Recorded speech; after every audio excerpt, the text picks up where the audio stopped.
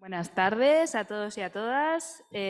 Comenzamos ya con la segunda mesa de la tarde, que espero que esté tan animada como antes. Yo soy Gemma Barricarte, soy la que va a moderar la mesa con estas tres ínclitas personas. La sesión que teníamos ahora va a versar pues, sobre el pensamiento estratégico, precisamente hablando previamente de cambiar el sistema y tal, ¿no? Ahora vamos a tratar el cómo, ¿no? Vamos a abordar ese pensamiento estratégico tan necesario en estos momentos y que tanto echamos de menos. Entonces, en esta sesión la intención que tenía era dar por sentados ciertos debates que ya comienzan a ser recurrentes en la conversación ecologista, ¿no? Y abordar uno de los grandes retos, si no es el mayor para mí, que es la traducción de todos estos términos a la política concreta, ¿no? Entonces, bueno, sabemos que el veganismo, la jornada laboral o la batalla del coche son elementos clave, ¿no? Pero sería interesante ir más allá y expandir los límites del debate cómodo y meternos en barrizales, ¿no? Dice Rodrigo Núñez que ser radical es ser radical con relación a una situación concreta, encontrando en ella la posición más avanzada que puede conquistar el mayor apoyo. Fuera de eso, la radicalidad es una locura o un gesto puramente estético, ¿no? Una reflexión radical sobre la estrategia ha de aprender de las lecciones de la historia pasada y reciente, ha de tratar lo concreto, de lo que es específico y diferente en nuestra época histórica, y una reflexión estratégica ha de ser radicalmente realista, ¿no? Radicalmente ambiciosa, radicalmente pragmática y radicalmente honesta.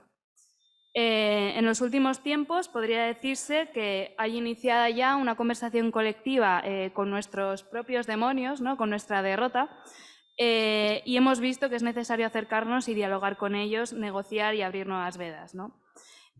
Sabemos que es lo ecológicamente y socialmente deseable, queremos ser radicales en ello, estamos dispuestos y dispuestas a dar la batalla, pero procede a hacerse preguntas al respecto, ¿no? Como por ejemplo, ¿qué debemos hacer para obtener aquello deseable? ¿Qué elementos necesitamos y por qué vías hemos de conseguirlo? ¿Qué hacer? ¿No? Y aquí es donde comienzan a aparecer nuevos caminos que vamos a tratar de afrontar a través de los tres bloques temáticos que van a estructurar la sesión. El primero será el contexto, la idea del contexto, el segundo será la cuestión de la hegemonía y el discurso, y el tercero, la historia y la movilización. Entonces comenzaremos el bloque de contexto, contextualizando, valga la redundancia, a los ponentes y planteando el marco del debate. No voy a presentar a los ponentes porque cada uno hará una breve introducción sobre dónde se sitúan las coordenadas organizativas y políticas y después comenzarán cada uno su intervención. Entonces, bueno, Gramsci, hablando de la correlación de fuerzas, ya introduciendo el primer bloque, contexto, distinguía en la simetría temporal, que también se ha tocado de forma tangencial en la anterior sesión, entre la estructura y la superestructura, ¿no? Ambas se mueven en diferentes temporalidades. Las relaciones de producción cambian de espacio y son difícilmente alterables, mientras que las leyes, los gobiernos, las ideologías y la cultura tienen unos tiempos más rápidos y vivos, ¿no? La asimetría temporal impide que haya una respuesta precisamente fácil y mucho menos una relación mecánica entre los procesos, ¿no? En otros términos, quizás podríamos entender esta policrisis como una acumulación de crisis de acumulación del capital y además ahora, por si no era poco, disponemos de nuevos escenarios para viejos problemas que aceleran todo y cambian las condiciones de posibilidad para bien o para mal, ¿no? El cambio climático, la crisis energética, la policrisis. Entonces, bueno, la descarbonización acelerada de la economía y el tipo de dimensión de cambio de las fuerzas productivas necesario y deseable son un reto político ineludible por nadie que pretenda pensar nuestra realidad, ¿no? Entonces, bueno, comenzaremos con Martín, seguiremos con Carmen y luego con San.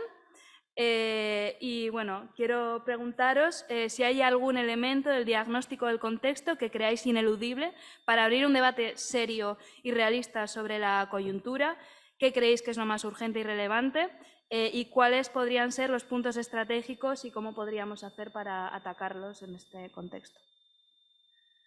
Vale. Bueno, pues muchas gracias, Gemma, muchas gracias al museo y al CSIC por la invitación.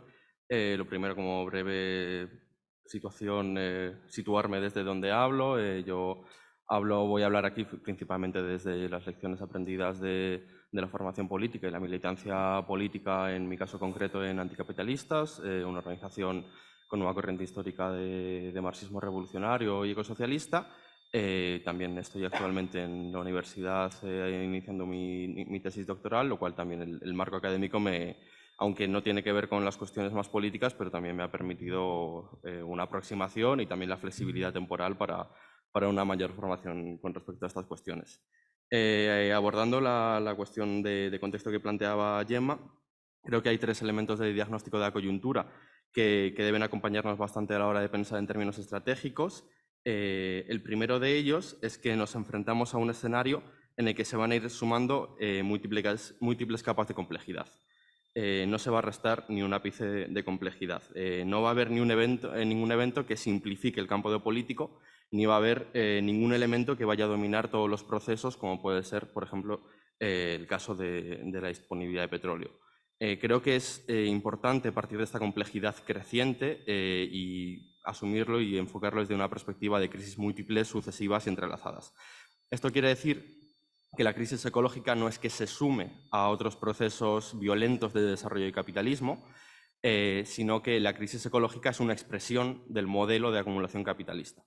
En los nuevos términos en los que planteaba Gemma, es la caída de la tasa de beneficio en los años 70 lo que exige una ampliación de la explotación de trabajo humano y de la expoliación de la naturaleza, que se consigue a partir de la implantación del neoliberalismo global en los años 80, y esto es lo que explica que en los últimos 30 años hayan producido la mitad de las emisiones de toda la modernidad.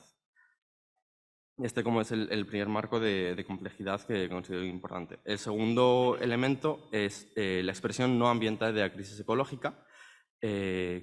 Aquí vemos como cada uno de los impactos sociales, económicos y políticos de la crisis ecológica se van a mostrar desde unas características específicas, y en todos casos, y en ningún caso o en muy pocos casos, se mostrarán como algo puro o ideal en el que haya una línea clara que una las causas de la crisis ecológica con las consecuencias. Y esto no es porque sea confuso o porque aparezca de forma borrosa, sino porque esa línea simplemente no existe. Como decimos, no hay una cosa llamada crisis ecológica que se suma a otras llamadas desigualdad social o a otras llamadas explotación laboral o a otras llamadas opresión de género, sino que es la combinación única de todas ellas la que es la forma en la que aparece la crisis actual del capitalismo. Y por lo tanto, la crisis a la que nos enfrentamos en esta crisis ecológica muchas veces se estructura en torno a cuestiones que aparecen alejadas de las causas ecológicas de fondo. Esto implica que en muchos casos los conflictos, estallidos y revueltas sociales que se sucederán en el futuro no se darán bajo unas consignas puramente ecológicas o relativas a los límites biofísicos del planeta. Y en muchos casos, y esto es importante e interesante, paradójicamente será justamente en aquellos conflictos sociales que estén menos cercanos narrativamente a la crisis ecológica donde podamos encontrar los mimbres necesarios para construir las salidas políticas a las causas de esta crisis ecológica. Y el tercer elemento para el pensamiento estratégico y que da contexto a esta cuestión es la comprensión no homogénea del tiempo en la crisis ecológica. Y esto creo que es bastante relevante. Los puntos de no retorno de cambio climático, los fenómenos meteorológicos extremos o la combinación de desigualdades sociales con escasez de recursos son diferentes expresiones de la crisis ecológica que nos aseguran un futuro próximo marcado por las turbulencias y la inestabilidad. Y para enfrentarnos políticamente a esto, debemos abandonar unas nociones bastante generalizadas del tiempo como algo lineal y homogéneo en el que las transformaciones ocurren de forma gradual. Tal como señalaban marxistas, tal como Walter Benjamin o Daniel Ben Said, el tiempo estratégico de la política es un tiempo discontinuo, inconexo y roto. Y es justamente en este tiempo roto donde tenemos una mínima posibilidad de lograr las transformaciones necesarias para una salida socialmente justa de la crisis ecológica. Es la realidad del diagnóstico la que debe coincidir con la realidad de la práctica política. Con un siglo de diferencia, en este sentido, debemos leer los últimos informes del IPCC que hablan de reducciones drásticas de emisiones en apenas 2 décadas, junto a las anotaciones de los cuadernos de Lenin en los que señalaba que la gradualidad no se explica sin saltos. saltos, saltos y saltos. Y es justamente esta comprensión la que abre un campo de posibilidades en las que un futuro radicalmente diferente se muestra alcanzable. Pues muchas gracias. Voy a poner el tiempo, que también, como Martín ha sido tan escrupuloso con él, yo también quiero que tengamos luego tiempo para la discusión. Muchas gracias, por supuesto, a Gemma por plantearlo en este formato, que me parece que es muy, muy útil para la discusión y también para el público, ¿no? Y al final de la tarde. Gracias también a los organizadores y al propio museo por contar con nosotros esta tarde y considerar que había aquí una discusión posible, ¿no? que yo creo que también es importante. Respecto a esas coordenadas que nos pedía, nos sugería Gemma, ¿no? Desde dónde hablamos cada una, y que creo que es importante. Pues yo creo que políticamente empecé a militar en Gazte Komunistak a los 14 años, cuando vivía en Navarra, y mis amigas estaban haciendo la catequesis para la confirmación. Después, poco después me vine a Madrid y entonces ya empecé en el PC y EU, CM, ambos, aquí en la Comunidad de Madrid, y estuve muy intensamente también participando en esa tradición del comunismo en nuestro país. Dentro de ese salto, ¿no? que es evidente, en el año 2014 pues ya dejé o reduje esa faceta, ¿no? más activa en el PC Izquierda Unida por los sucesos que son conocidos, y a partir de ahí me volqué en la tesis doctoral, que es una cosa que te quita mucho tiempo, sobre todo hacia el final, y luego ya en la crianza de mis dos hijas y en la participación en otros espacios, que es desde donde ahora, pues si acaso, no sé si represento, pero desde donde me siento cómoda, que es la Asociación Foro Transiciones, en la que participo junto con Jorge y otros compañeros, y que tiene para mí pues mucho, me ha enriquecido muchísimo estos años, y también desde la universidad, un poco como Martín, ¿no? Él decía, ese otro espacio, aunque no sea un espacio oficialmente de militancia, es en el que desarrollas tu trabajo y dedicas productivo y dedicas mucho tiempo, ¿no? Muchas horas. Y en concreto, yo en la Autónoma, desde 2013, mano a mano con Jorge, venimos organizando una cantidad de cosas que seríamos, si lo fuésemos, una célula activísima, y traemos, ¿no? también a mucha gente. Es un espacio para mí, que lo diré también más adelante, la universidad como espacio estratégicamente útil, y en este sentido pues también podemos hablar después de algunas de sus limitaciones, pero también de sus potencialidades, ¿no? Yo creo que un elemento de diagnóstico que se nos preguntaba, ¿no? que no puede faltar, es que tenemos que hacer bueno ese mejor con menos, ¿no? del que titulaba así su libro Joaquín Sempere hace ya bastantes años. Y ese diagnóstico se ancla en varios hechos, ¿no? que ya conocemos, que vamos a asumir, ¿no? que son compartidos sin duda, pero quizá uno de los más urgentes sea precisamente que tenemos una dependencia de los combustibles fósiles brutal, y sabemos que no podemos seguir contando con ello, dando por hecho su suministro, ¿no? Entonces, también sabemos que al agotarse las reservas más asequibles se encarecerán los costes de extracción y transporte, ya lo han hecho, ¿no? Y con la reducción de las cantidades disponibles eso disparará los precios, como ya estamos viendo, ¿no? Así que lo que yo diría que es un elemento de máxima urgencia es precisamente pensar en de qué manera reducimos esa dependencia de los combustibles fósiles, por un lado, ¿no? me imagino vinculándolo con la discusión de la mesa anterior, y por otro, vinculado a esto, cómo reducimos el consumo energético de nuestras sociedades. Por seguir con Sempere, en un artículo de este mismo año, ¿no? él señalaba, a mi juicio con razón, que la sustitución de ese modelo fosilista por otro renovable sería mucho más fácil y rápida cuanto menores fueran nuestras necesidades energéticas, ¿no? porque se necesitarían muchos menos captadores eólicos, fotovoltaicos y otros.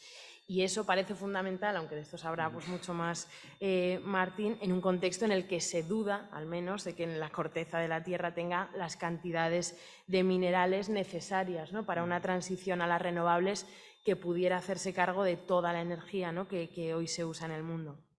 Por tanto, una batalla política, yo diría que urgente, es reducir esas exigencias energéticas, ¿no? Esto puede lograrse mejorando la eficiencia de todo tipo de aparatos, ¿no? Acabando con la obsolescencia programada, por supuesto, priorizando, y esto es pues una arena política, como decía antes Gemma, más problemática, ¿no? Priorizando los escasos recursos que tenemos para no derrochar energía en la producción y de algunos elementos que consideremos superfluos o transporte. Aquí está el asterisco, ¿no? ¿Qué consideramos que es superfluo?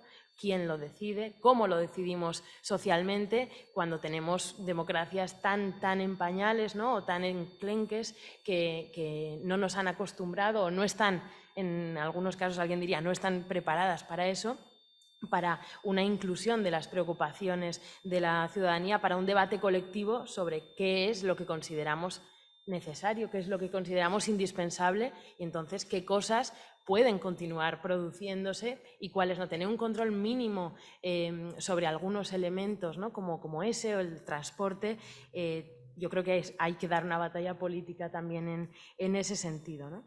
Otro punto estratégico que en este momento pues, de contexto que estamos haciendo, yo creo que no podemos dejar fuera, es el del modelo agroalimentario, ¿no? Precisamente al hilo de esa insostenibilidad que conocemos, ¿no? Un modelo que está compuesto por esa agricultura, ¿no? Productivista, dependiente de fertilizantes minerales, de productos químicos, del riego intensivo, y una ganadería también intensiva que requiere, ¿no? de mucho grano y de productos químicos a su vez. Se trata de un modelo agroalimentario, además, muy dependiente de modelos lejanos. Yo creo que que además tiene problemas también evidentes ahora. Yo creo que podríamos utilizar algunos de los problemas más puntuales, no voy a decir anecdóticos, pero más del nuestro momento, que nos pueden aportar algunas claves para vincular y establecer, ¿no? esas líneas entre problemas presentes, en este caso la guerra de Ucrania, el desabastecimiento de algunos suministros, con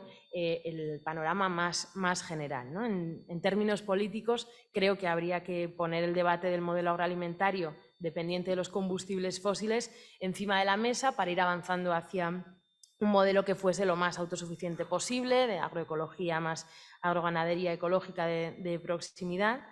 Y, en definitiva, lo que me parece urgente realmente es pensar cómo operar esa transformación de una sociedad que depende de combustibles fósiles para todo prácticamente, a otra que lo haga de fuentes renovables y a la vez que demande mucha menos energía y genere menos residuos, ¿no? Dentro de esto pues hay varios debates, yo creo, insoslayables, ¿no? como los que mencionaba, del modelo agroalimentario, la movilidad, por ejemplo, ¿no? sería otro, sobre los que cabe incidir políticamente, y creo que ahí podría ser útil echar mano de esta técnica, esta propuesta que es el backcasting, ¿no? que consiste en comenzar con la ideación de aquel horizonte, ¿no? hacia el que se quiere ir, el futuro deseado, digamos, comenzar delineando, definiendo esto, cuál es el punto de llegada, aunque ahora parezca inalcanzable, y desde allí ir trazando los puntos o los pasos que lo conectan con nuestro presente, ¿no? Esto como una de las cosas, ¿no? Una de las formas en las que podríamos ir pensando. Sería el movimiento complementario, si se quiere ver así, al mucho más extendido posibilismo que partiría de las posibilidades, ¿no? de analizar cuáles son las posibilidades efectivas en el presente para hacer o impulsar una medida, ¿no? que vaya a salir concretamente. Y eso es claramente necesario. Creo que un movimiento complementario sería este, ¿no? Y si algo nos dedicamos en filosofía precisamente es a tratar de ver un poco más esa visión de conjunto y de plantear con imaginación algunas alternativas o al menos pensar juntos sobre ellas, ¿no? Y uno de los aspectos que, con esto termino, que estaría bien trabajar es esa comprensión de la complejidad, ¿no? Las ramificaciones de la crisis ecosocial, y ahí pues casi me sumo a lo que antes mencionaba Martín, ¿no? Precisamente asumir que no hay tanto como una crisis ecológica y una crisis social, sino más bien una doble insostenibilidad del modelo capitalista, que es una insostenibilidad social y una insostenibilidad ecológica, que son dos caras de la misma moneda, ¿no? Y a partir de ahí, efectivamente, comenzar a hablar. Este sería también mi contexto.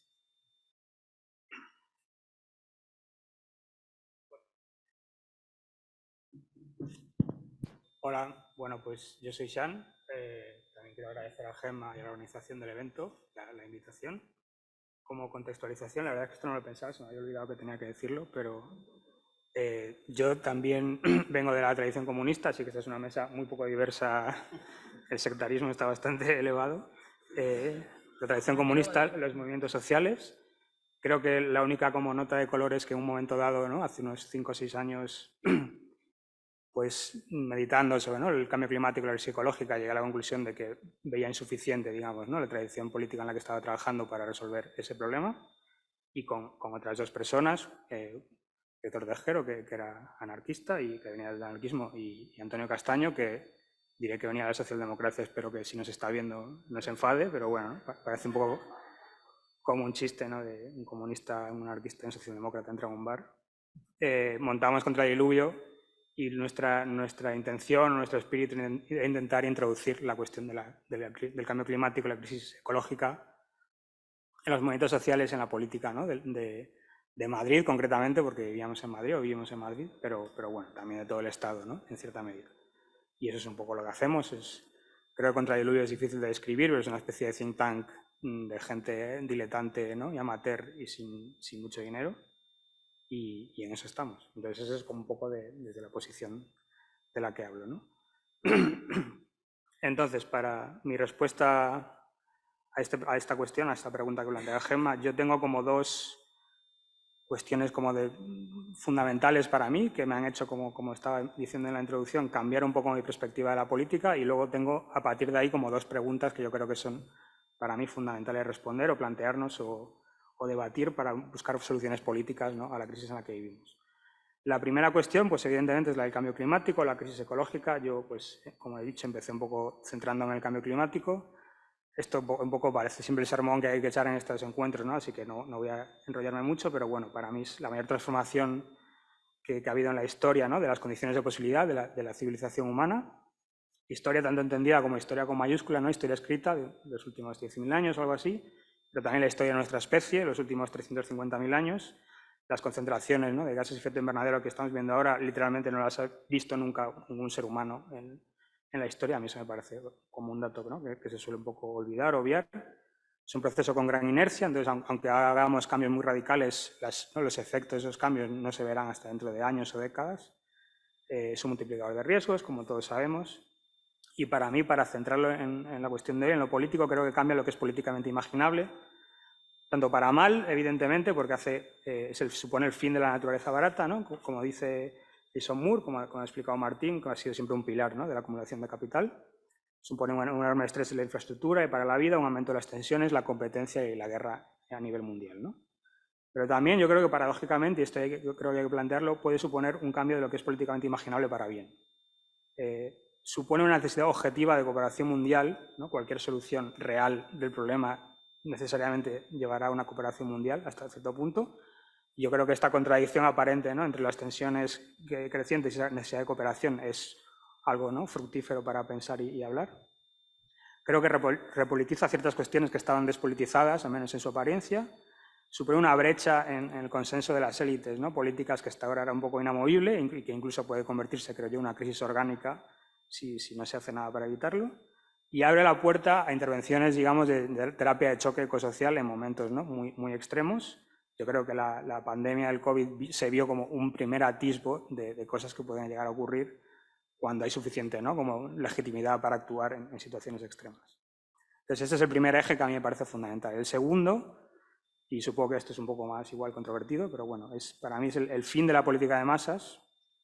Creo que hay un hundimiento de cierto modelo de organización y ciertas presuposiciones sociales, económicas, incluso espirituales, ¿no?, en las que todavía creo que vivimos mentalmente, como son nuestros referentes, ¿no?, a todos los niveles. Y creo que esa etapa histórica, pues es muy difícil, ¿no?, de periodizar con precisión, pero un poco iría desde la Primera Internacional de 1864 hasta el principio del Big Bang neoliberal, que para mí es el año 1979, o sea, es un poco más de un siglo.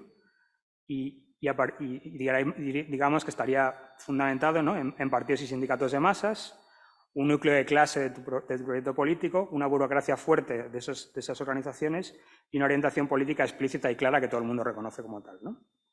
Para mí este modelo, digamos que está agotado, ya no tiene toda la fuerza que tuvo históricamente, que era una fuerza verdaderamente revolucionaria. Entonces, estos dos ejes unidos para mí son la peor crisis, digamos, existencial de la humanidad. Ocurre justamente en el momento de mayor debilidad política que hemos vivido en el último siglo, incluso en los últimos 2 siglos. Entonces esto pues evidentemente es un problema, también creo que es una cosa que nos obliga a tomarnos muy en serio, ¿no?, las respuestas y los análisis que hagamos. Y las dos preguntas que para mí se abren a partir de aquí, que me parece importante debatir, la primera es que después de este fin de época hay un largo ciclo político de unos 30 o 40 años, más o menos, que yo llamaría de despolitización de las apariencias de la sociedad, que también se llama neoliberalismo, que se vive como un cierre de época que imposibilita imaginar transformaciones profundas de la sociedad. Este es el famoso fin de la historia, ¿no?, de Francis Fukuyama, que para mí es un texto muy incomprendido, creo yo, porque aunque tenga algunas estupideces, ¿no?, un poco superficiales, también creo que es una radiografía, ¿no?, del alma del ser humano de los últimos 30 o 40 años, muy precisa en parte porque es un proyecto político que triunfa. Entonces, él, ¿no?, predice el futuro, digamos, imponiéndolo. Entonces, creo que es un texto que hay que tomarse muy en serio porque es un texto fundacional y lo que consigue, digamos, es, pues como he dicho, ¿no?, imposibilitar la concepción de un cambio político profundo, ¿no? Entonces, la primera cosa que yo creo que hay que hacer y que venimos haciendo desde el Contradiluvio y otros colectivos, partidos y movimientos es resituar nuestra tradición en el presente que vivimos, reabrir, ¿no?, la posibilidad de imaginar otros horizontes, incluso horizontes utópicos, ¿no?, recuperar la utopía como concepto útil, centrarnos en identificar las grietas que nos permiten intervenir en las dinámicas sociales y políticas, que son muchas y cada vez serán más y más graves, y sobre todo las grietas que puedan sernos ventajosas para la intervención, ¿no? Yo creo que aquí hay que centrarse más que en el análisis de la solidez de lo real, ¿no?, de la imposibilidad del cambio, centrarnos en las posibilidades que se nos abren de intervenir. Y yo creo que esta visión un poco de cierre categorial, ¿no?, y cierre político es muy, muy persistente y muy común en los analistas, en los comentaristas políticos. El lema extraoficial del Contradiluvio, ¿no?, es esta frase de Raymond Williams de que lo verdaderamente radical es hacer la esperanza posible y no la desesperación convincente. Entonces yo creo que esto no es solo un proyecto político, sino incluso una visión, ¿no?, un problema epistemológico, ¿no?, de cómo ves tú el mundo y cómo quieres intervenir en el mundo. Y la segunda cuestión para mí importante es sacar las conclusiones fuertes de lo que yo he llamado, ¿no?, el fin de la política de masas. Y para mí una conclusión fuerte es debatir sobre el posible colapso del modelo, ¿no?, la contraposición fuerte entre reforma y revolución. Yo creo que esta escisión tan clara responde a una coyuntura muy concreta, histórica, que, como yo he dicho, ahora no se da, ni siquiera es una coyuntura que ocurra en todo este siglo, ¿no?, de la política de masas, sino que es un momento bastante concreto, incluso dentro de ese periodo histórico. Hoy no existe ni un proyecto de reforma fuerte, como puede existir, ¿no?, en los 30 años gloriosos de la socialdemocracia segunda posguerra mundial, ni tampoco existe el proyecto revolucionario como un proyecto de masas, ¿no? Creo que en esta situación tiene una pequeña ventaja, digamos, el posibilismo reformista débil, lo que puede suponer, ¿no?, un poco un agobio, ¿no?, para la gente que se considera revolucionaria, pero creo que es fácil ver que ninguno de los dos tiene demasiada fuerza para imponer sus planes, ¿no?, ni por la vía reformista institucional ni por la vía de superación revolucionaria. Entonces, partiendo de esta realidad económica, que es un poco el comienzo del declive de la era neoliberal, que yo creo que es una realidad, que está ocurriendo desde hace unos años, la realidad de la clase social, que es un poco la muerte de la clase trabajadora fordista, ¿no?, como sujeto central de cualquier proyecto político en Occidente, y la realidad climática de que estamos empezando a ver muy claramente ya los efectos de esa crisis ecológica y climática. ¿Qué modelo organizativo responde, ¿no?, a esta realidad? ¿Qué relación debemos tener con el Estado y con las instituciones? Partiendo de este un poco declive de la división reforma-revolución.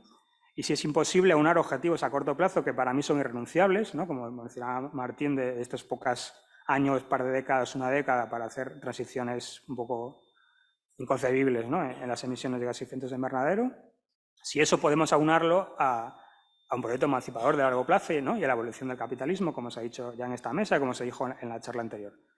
Yo aquí aventuraría que quizás esto es un falso dilema, bajo mi punto de vista, que esta concepción de la dicotomía reforma-revolución como un juego de suma cero en el que si uno, ¿no?, lo que gane uno necesariamente lo pierde el otro, no es verdad históricamente, y que si se analiza un poco, ¿no?, los procesos históricos de gran revuelo, de gran cambio, hay una codependencia entre estos dos movimientos y cuando uno era muy fuerte, el otro también lo era muy fuerte, Y aunque sea verdad que llegaban momentos que había que decidir, ¿no? Había momentos de ruptura en el que uno necesariamente se imponía al otro, durante mucho tiempo y muchos años y muchos, ¿no? Crisis y coyunturas, los dos un poco crecían de la mano. No de la mano, pero ¿no? Uno reforzaba al otro de formas que eran a veces visibles y a veces invisibles.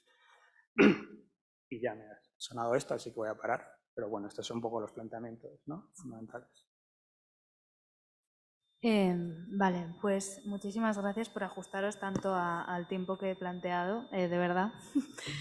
Así da tiempo a abordar todo, así que gracias. Empezaríamos con el segundo bloque, que pretende ser la continuación del primero, es decir, hay una lógica en el orden de los bloques, ¿vale? Que es hegemonía y discurso, ¿no? Podríamos decir que actualmente habitamos una suerte de utopía neoliberal, ¿no? Que tiene la hegemonía. Pero, como ya se ha mencionado, el neoliberalismo no es un ente homogéneo, ¿no? Sino que se manifiesta como realidad antropológica, económica y política de forma situada, es decir, de forma específica y concreta. Y tenemos la obligación desde los espacios de pensamiento estratégico, pues saber delimitar y diagnosticar cómo se manifiesta aquí y cómo poder establecer nuestra propia guerra de posiciones, ¿no? De alguna manera, activar ese pensamiento dialéctico con nuestra propia realidad política.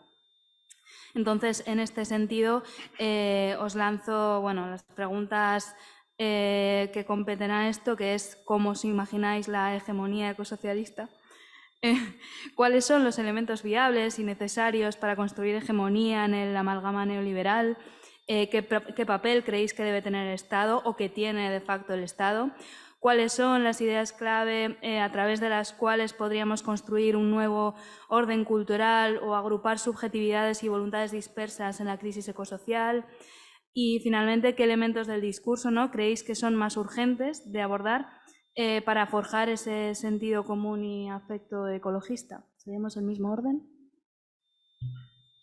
Vale, muchas gracias. Bueno, pues empezando con la cuestión de la hegemonía, aquí voy a hacer como una pequeña analogía, que yo creo que quizá hemos pasado o estamos cerca de pasar como la primera pantalla del videojuego de la hegemonía sobre la crisis ecológica, que tiene que ver con la conciencia masiva del problema.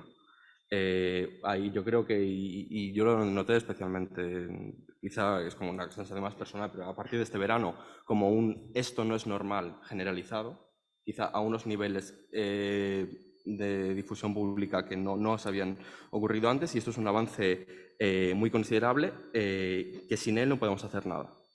Da exactamente igual que en 1972 hubiera informes que dijeran exactamente lo mismo que sabemos ahora.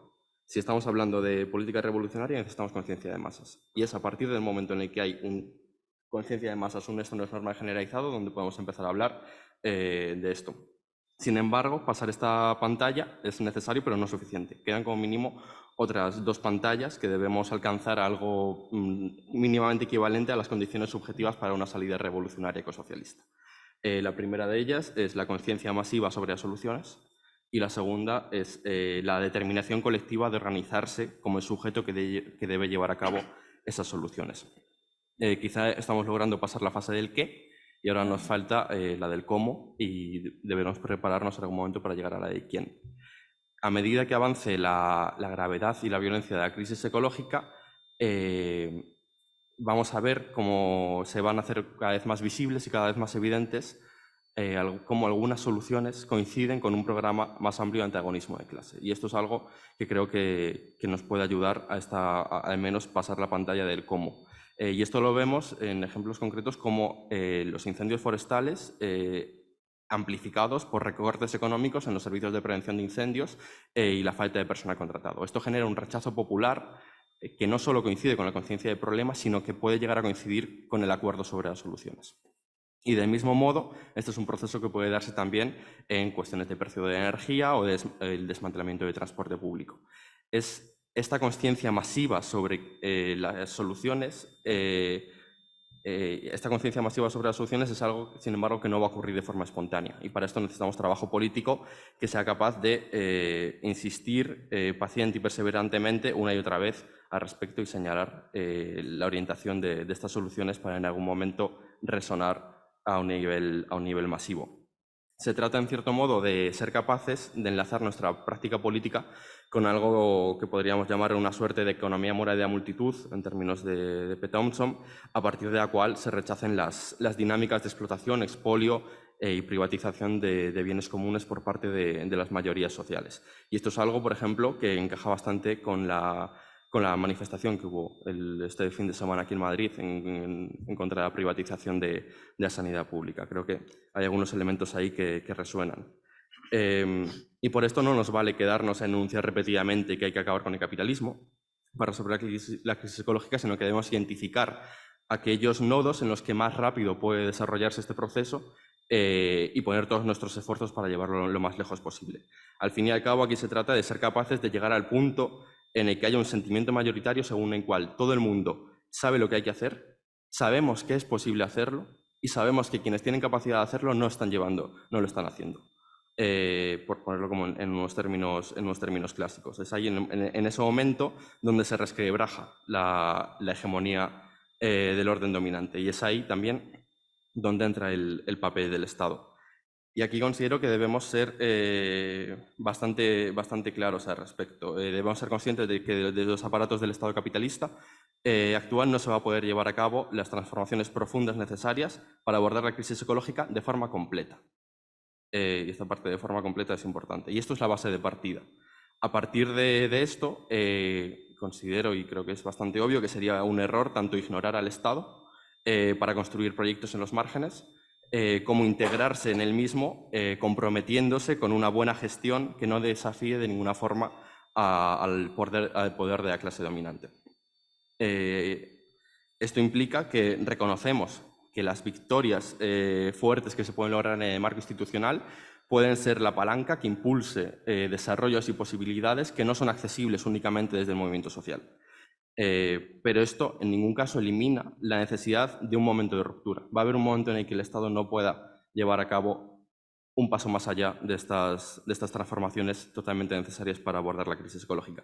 Y es justamente en este momento en el que las capacidades del viejo aparato estatal se muestran paralizadas, dislocadas e incapaces de cumplir su función, cuando emerge la legitimidad social de las estructuras e instituciones autónomas de las clases populares para responder de forma democrática a las tareas y necesidades cotidianas, por ponerlo en términos clásicos. Y es justamente esta concepción clásica creo que se aplica bastante bien a la estrategia en tiempos de emergencia ecosocial, y es justamente en este momento de parálisis donde adquiere su máxima importancia esta tercera pantalla de la hegemonía, esa tercera pantalla del quién, cuando asumimos nuestra tarea como clase de la toma del poder. Y en cuanto a la cuestión del discurso, aquí creo que lo primero merece la pena destacar, o al menos algunas intuiciones, de los serios apuros e incapacidad que tiene actualmente la clase dominante para sostener una propaganda ideológica que proyecte un futuro de progreso. En cierto modo, y por ponerlo de forma provocativa, podríamos decir que el mito de progreso lo está asesinando las consecuencias del neoliberalismo y no el ecologismo. Igual que podría decirse en otros términos, en otros conceptos, como el caso de la familia, etc. Y por poner como un ejemplo un poco tonto, pero que creo que ilustra un poco, hace un par de años circuló una campaña publicitaria de una marca de galletas que hacía un alegato amable en favor de compartir. Decía: compartir piso, transporte, alojamiento. Somos una generación que se ve obligada a compartir y ahora lo hacemos porque nos gusta. Porque querían que compartan las galletas, etc. Y este es un mensaje que se nos lanza a los jóvenes. No vais a ser capaces de obtener las bases materiales de las generaciones anteriores, así que acostumbraos a disfrutar de la precariedad. Y esto creo que contrasta bastante bien y bastante significativamente con la famosa célebre frase de Margaret Thatcher, que decía que un joven que ha pasado los 26 años que va al autobús al trabajo se puede considerar un fracasado. Los marcos de satisfacción del propio sistema son incapaces de proyectar unos horizontes de consumo equivalentes a los que estamos acostumbrados. Se han visto fuertemente afectados. Y esto también queda bastante sintetizado en un meme que circuló en Internet, en el que hay una persona en la esquina de una fiesta mientras el resto de la gente baila, y esta persona está pensando algo así como: ¿no saben que todo se va a la mierda? Y el resto contesta: pues claro que lo sabemos. ¿Te crees especial? Y es que hay algo de atmósfera social colectiva en este sentido, hay un estado de ánimo. Y por eso creo que cualquier proyecto político o discurso al respecto de la crisis ecológica que sea creíble debe asumir la gravedad de la situación. Nos corresponde afirmar algo así como «todo se va a la mierda», como preguntando «¿todo se va a la mierda?». Efectivamente, si continuamos así, lo que va a pasar, nos vamos a ir a la mierda. Pero también podemos conseguir colectivamente que no continuemos por este rumbo. Va a ser jodido, no lo vamos a conseguir a la primera, pero no, pues nos vamos a dejar el aliento en intentarlo. Y aquí también y esto enlaza también con ser conscientes de que partimos de unos niveles de desafección, desconfianza y rechazo hacia el orden actual de las cosas bastante elevado en términos sociales. Y es combinando esta desafección y este estado de ánimo general en el que nos movemos, en el que deben moverse nuestros discursos, ofreciendo una alternativa que trabaje a partir de ambos elementos para superarla y no para reforzarla. Y esto creo que es bastante importante. Debemos ser capaces de proyectar futuros mejores, ilusionantes y esperanzadores. Y creo, y esto también es muy importante, que es honesto hacerlo. Que es honesto hablar de mejoras inmediatas en la vida de las clases populares. Que no es incompatible hablar de esto y asumir la gravedad de la situación y los límites biofísicos del planeta. Y esto creo que es bastante relevante. Y aquí creo que hay como 3 elementos clave de discurso que deben articular esta proyección de futuros mejores. El primero, formas colectivas de satisfacer las necesidades. El segundo, redistribución y valorización de los trabajos de la vida, de los trabajos de cuidado de la vida en general. Y el tercero, la liberación de tiempo libre para tener vidas más vivibles. Sobre el tercero no entraré porque quizás se aborda y creo que hablamos ya bastante. Y sobre los 2 primeros, hablamos de transformaciones radicales, por ejemplo, en el campo de la movilidad. Que nuestra participación en la sociedad no dependa de poseer un coche privado, con todas las ampliaciones y mejoras en las infraestructuras que sean necesarias para ello. Y esto supone una mejora inmediata en la vida de las clases populares. Y este es un horizonte que también genera identidad. Y creo que en cuanto a los discursos que generan identidad es importante esto. Y en cuanto al segundo de ellos, hablamos de ofrecer un futuro en el que puedas, por ejemplo, apuntarte a un programa de cuidado forestal y trabajar durante algunos meses al año en las tareas de prevención de incendios, o apuntarte a uno de los múltiples empleos en residencias públicas de mayores, comedores comunitarias o centros de compostaje que van a suministrar los fertilizantes orgánicos que harán posible la reforma agraria y agroecológica que se llevará a cabo con el futuro que estamos proyectando. Y esto también es algo que creo que genera identidad. Y especialmente creo que lo que es más importante y lo más potente de los discursos en este sentido está en conseguir el convencimiento colectivo de que otro futuro es posible. Porque al fin y al cabo lo que necesitamos es eso. Y también como ponerlo un poco en términos clásicos. La revolución es un sueño compartido. La revolución es un salto de fe, es una idea depositada en la mente de miles de personas que sienten en la punta de sus dedos un horizonte de sociedad radicalmente diferente. Y esto es justamente lo que necesitamos en este momento. Y para terminar, creo que también lo que condicionará la capacidad de permear estos discursos, por no quedarnos en un análisis muy poco materialista y muy poco marxista, dependerá de si están insertos o no en procesos de lucha colectivos. Es ahí justamente donde se terminan de derrumbar identidades y convencimientos previos. Es en los procesos amplios de lucha por un objetivo común en los que se produce una especie de éxtasis colectivo en el que se disipa la niebla neoliberal y podemos ver con mayor claridad un horizonte como el que estamos describiendo aquí. Y es también, y esto creo que también es muy relevante, en estos procesos colectivos de lucha donde somos más inmunes a las manipulaciones comunicativas a las que nos vamos a tener que enfrentar. Por terminar con una anécdota, hace unas semanas un compañero chileno nos relataba de cómo durante las primeras fases del estallido social de 2019 las fake news de los medios de derechas obviamente campaban a sus anchas. Sin embargo, apenas tenían ningún efecto sobre las personas que estaban en el proceso y en general en la población, apenas tenían ningún efecto. Todo el mundo sabía que estaban mintiendo los medios de derechas. Sin embargo, fue durante el confinamiento y cuando un debilitamiento de la protesta y un aislamiento social, cuando estas mismas noticias generaron mayor desconfianza y la desinformación logró permear. Y esto, junto a muchísimos otros factores, obviamente, es lo que favoreció que hace unos meses hubiera personas diciendo que habían votado en contra de la nueva Constitución chilena para defender la sanidad y la educación pública. Por lo tanto, creo que justamente estar insertos en procesos de lucha colectivos es lo que nos permitirá que también los discursos sean capaces de derrumbar esas identidades previas. Bien. Pues sí. Vale. Bueno, gracias Martín, Carmen. Nada, siguiendo un poco en esta línea y por ir añadiendo, ¿no?, elementos a lo que se decía, ¿no? Una de las primeras preguntas, que ya habéis visto que no son pocas, ¿no?, que nos lanzaba Gemma al principio de este bloque, nada menos hegemonía y discurso, una de las preguntas, o la inicial, si no recuerdo mal, era sobre la hegemonía ecosocialista, ¿no?, ni más ni menos. Y yo creo que cualquier propuesta ecosocialista para mí estaría implicada, ¿no?, con el ecofeminismo, y entonces en esa hegemonía, que sería pues ecosocialista, ecofeminista, lo que estaría en el centro sería el sostenimiento de la vida en un planeta finito con recursos limitados, ¿no?, cogiendo también algo de lo que decía Martín.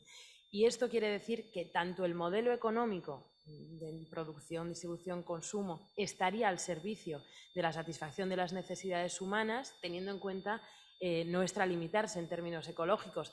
Y ahí pues tendríamos el gran debate sobre pues, los modelos de estado estacionario y otro tipo de cosas que hemos ido olvidando. Yo, para ir construyendo o ir avanzando en ese campo, ¿no?, de la hegemonía ecosocialista, creo que tendríamos que introducir también algunos de estos elementos. Pero no solo el modelo económico, sino también el modelo social de reconocimiento y de valoración tendría que asumir esa interdependencia y ecodependencia que nos constituyen, ¿no? Y desde ahí creo que podríamos comenzar a hablar, ¿no?, de esas primeras ideas fundamentales de un discurso que pueda ser en este sentido transformador en lo profundo, ¿no?, si queremos decirlo así. Eso no quiere decir, ni mucho menos, yo creo que también conviene siempre hacer estas advertencias, que sea una ilusa o crea que todas aquellas cosas que no nos gustan de nosotros mismos desaparecerían en un horizonte ecosocialista. Creo que también eso hay que tenerlo presente, no llamarse a engaños,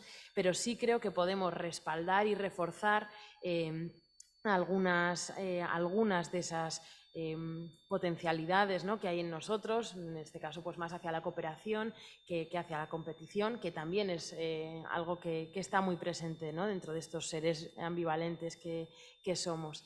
Y creo que precisamente esos elementos de interdependencia y ecodependencia, con las necesidades humanas en el centro, ¿no?, tanto como guía del modelo económico como también en el reconocimiento social, el sostenimiento de la vida, como decía, pueden ser buenos mimbres para ir construyendo esa hegemonía, ¿no? Son cosas de las que podemos empezar a hablar, ya hemos empezado a hablar en algún sentido, porque apelan a mayorías, a la mayoría de nuestros conciudadanos, porque lo hacen también en positivo, construyendo, no únicamente, ¿no?, con esa vertiente más crítica, que también es imprescindible, ¿no?, y que compartimos, en subrayar qué es lo que no funciona, por qué el modelo capitalista necesariamente genera desigualdad y situaciones de privación que son insostenibles e inasumibles e injustas, por qué es insostenible, sino de la otra parte, ¿no?, del discurso que subraye qué formas sí permitirían sostener las vidas en un planeta como el nuestro, con las limitaciones que sabemos, ¿no?, no en cualquier horizonte posible. Para mí, por ahí iría, ¿no?, esa idea, esa propuesta ecosocialista, ecofeminista. Y diría que esa apelación a que las cosas pueden hacerse de otro modo y ser más beneficiosas para las personas y para el planeta sí puede conectarse con algunas preocupaciones y demandas ya muy presentes en nuestra sociedad, ¿no? Y aquí tiraría de esa idea de necesidades radicales que la filósofa húngara, que murió hace un par de años, no recuerdo mal, Agnes Heller, decía haber encontrado en Marx, ¿no? Yo creo que era una propuesta mucho más de la propia Heller, y me da igual realmente que no estuviese en Marx, este es el nivel de heterodoxia, pero me parece una buena idea.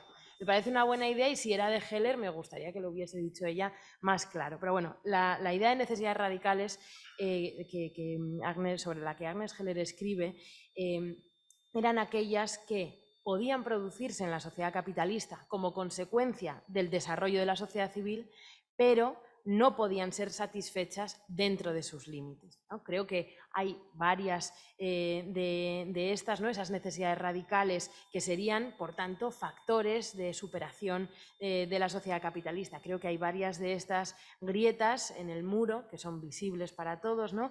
Y que podemos darle teóricamente esta forma de necesidades radicales o hablar en otros de palancas de cambio, como queramos decirlo, y que podrían servir para avanzar en ese sentido. Se han mencionado ya algunas, ¿no? En nuestros países enriquecidos y opulentos, ¿no? Pues el tiempo, la aceleración, la excesiva dedicación al trabajo remunerado, que resta espacio para la vida, para los cuidados, para la familia, para el ocio o las actividades que uno hace por el placer de hacerlas, ¿no? Los problemas para el acceso a la vivienda, los servicios públicos que se mencionaban, ¿no? Y diría que otro asunto que podría ser un fuerte aglutinador social en este mismo entramado es el de las generaciones futuras, ¿no? Empezando por la de los hijos ya nacidos, claro.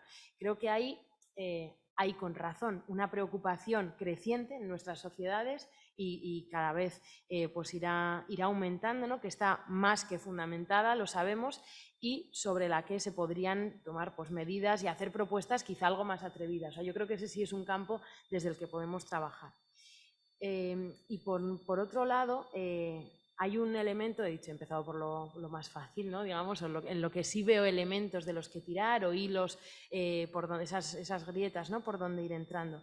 Pero creo que no sería honesto, ¿no? Quedarnos ahí. Creo que hay un elemento que es mucho más difícil políticamente y sin embargo me parece imprescindible de operar, ¿no? ese cambio y de introducir en el discurso público. Creo que hay que hacerlo, aunque no sea en algunos casos, ¿no? beneficioso en lo inmediato, y es tener la capacidad de esto que el filósofo Roman Krznaric, creo que se pronuncia así, ha llamado pensamiento catedral, ¿no? que también una buena imagen. Es la capacidad para pensar en horquillas temporales mucho más amplias, ¿no? que en las que estamos acostumbradas. Al igual que al inicio, dice él, ¿no? de la construcción de una catedral, todo el mundo sabía que no iba a verla terminada y eso no restaba parte de el afán, ¿no? por ir avanzando. El tipo de proyectos y medidas que pongamos en marcha, creo que algunos de ellos deberían tener esa mirada capaz de pensar en el largo plazo y no en el tiempo breve de nuestras vidas, aunque sean muy importantes porque son las nuestras, pero tener esa mirada un poco más alta. Y pensando en esto, al hilo de este libro de Roman Krznaric que se llama El buen antepasado y que es muy recomendable, recordaba una entrevista, y la he vuelto a ver y os la recomiendo, de una entrevista de Denis Meadows que le hicieron hace ya 10 años, creo, en Alemania. Está en internet, se llama On Limits to Growth, porque era 40 años después de la publicación, en Alemania, ¿no? Era una entrevista muy tensa porque además el tono y con la persona que le entrevistaba pues no había una buena conexión ahí en absoluto, ¿no? Y ya estaba enjuiciando mucho y él contestaba también. Es interesante verla y el contenido a mí me parece muy bueno. Hacia el final de esta entrevista, Meadows, hace casi 10 años, decía, ¿no? Podemos mirar la sociedad al menos en tres niveles, ¿no? o capas. Podemos ver lo que está sucediendo en el momento, ¿no? en la actualidad, la inmediatez más absoluta, ¿no? Ese sería el primer nivel. Podemos dar un paso atrás, alejarnos algo de ese escenario cotidiano y empezar a ver patrones, ¿no? a empezar a ver acontecimientos de la actualidad y cómo estos se suceden de acuerdo con ciertos patrones regulares de comportamiento, ¿no? regulares o irregulares, claro, con esas disrupciones que antes se mencionaban. O podemos echarnos todavía más atrás y ver la estructura subyacente, ¿no? en la que se inserta también la historia humana y dar que de alguna forma da sentido a esos patrones. Él decía que los periodistas, se centraba en esto, ¿no? o la mayoría de ellos se quedaban en el primer nivel, ¿no? de la noticia inmediata, no sé quién ha matado a no sé quién, o esta cantante ahora ya pues, sale con otra persona y es importantísimo que lo veamos. Yo diría que lo problemático, es problemático que esto pase en la prensa. Pero es todavía más problemático que ese nivel 1 de la inmediatez sea el que marque el tiempo de la política, o al menos de la política institucional. Porque ahí estamos perdiendo muchísimo. en la dinámica, evidentemente, de las redes sociales digitales, que tiene otras cosas, pero aquí pues, contribuye bastante a esa inmediatez o se inserta muy bien en esa inmediatez. No es que la genere, ¿no? Más bien se retroalimenta. Y parece que en nuestras sociedades, y es una de las propuestas, ¿no? que os hacía, el interés en las estructuras, ¿no? en los patrones y en la comprensión, si queremos, más compleja de esos sistemas, pues ha desaparecido prácticamente o quedan pocos espacios para ella y, sin embargo, creo que para entender incluso los acontecimientos más inmediatos es imprescindible ese primer paso atrás, ¿no? que entendamos algo de las estructuras en las que nos insertamos. No digo que nadie lo esté haciendo, pero políticamente es pues muy poco común. Decía, y voy terminando, decía Meadows, ¿no? que tenemos también en esta entrevista que tenemos dos tipos de problemas, ¿no? Unos sencillos y otros complejos. Los sencillos serían los problemas cuya solución, ¿no? Las medidas para solucionarlos son además beneficiosas en el corto plazo. Ahí pues, no hay problema y nuestras democracias funcionan bien tal y como están. Pero hay otro tipo de problemas que son los que él llama complejos, ¿no?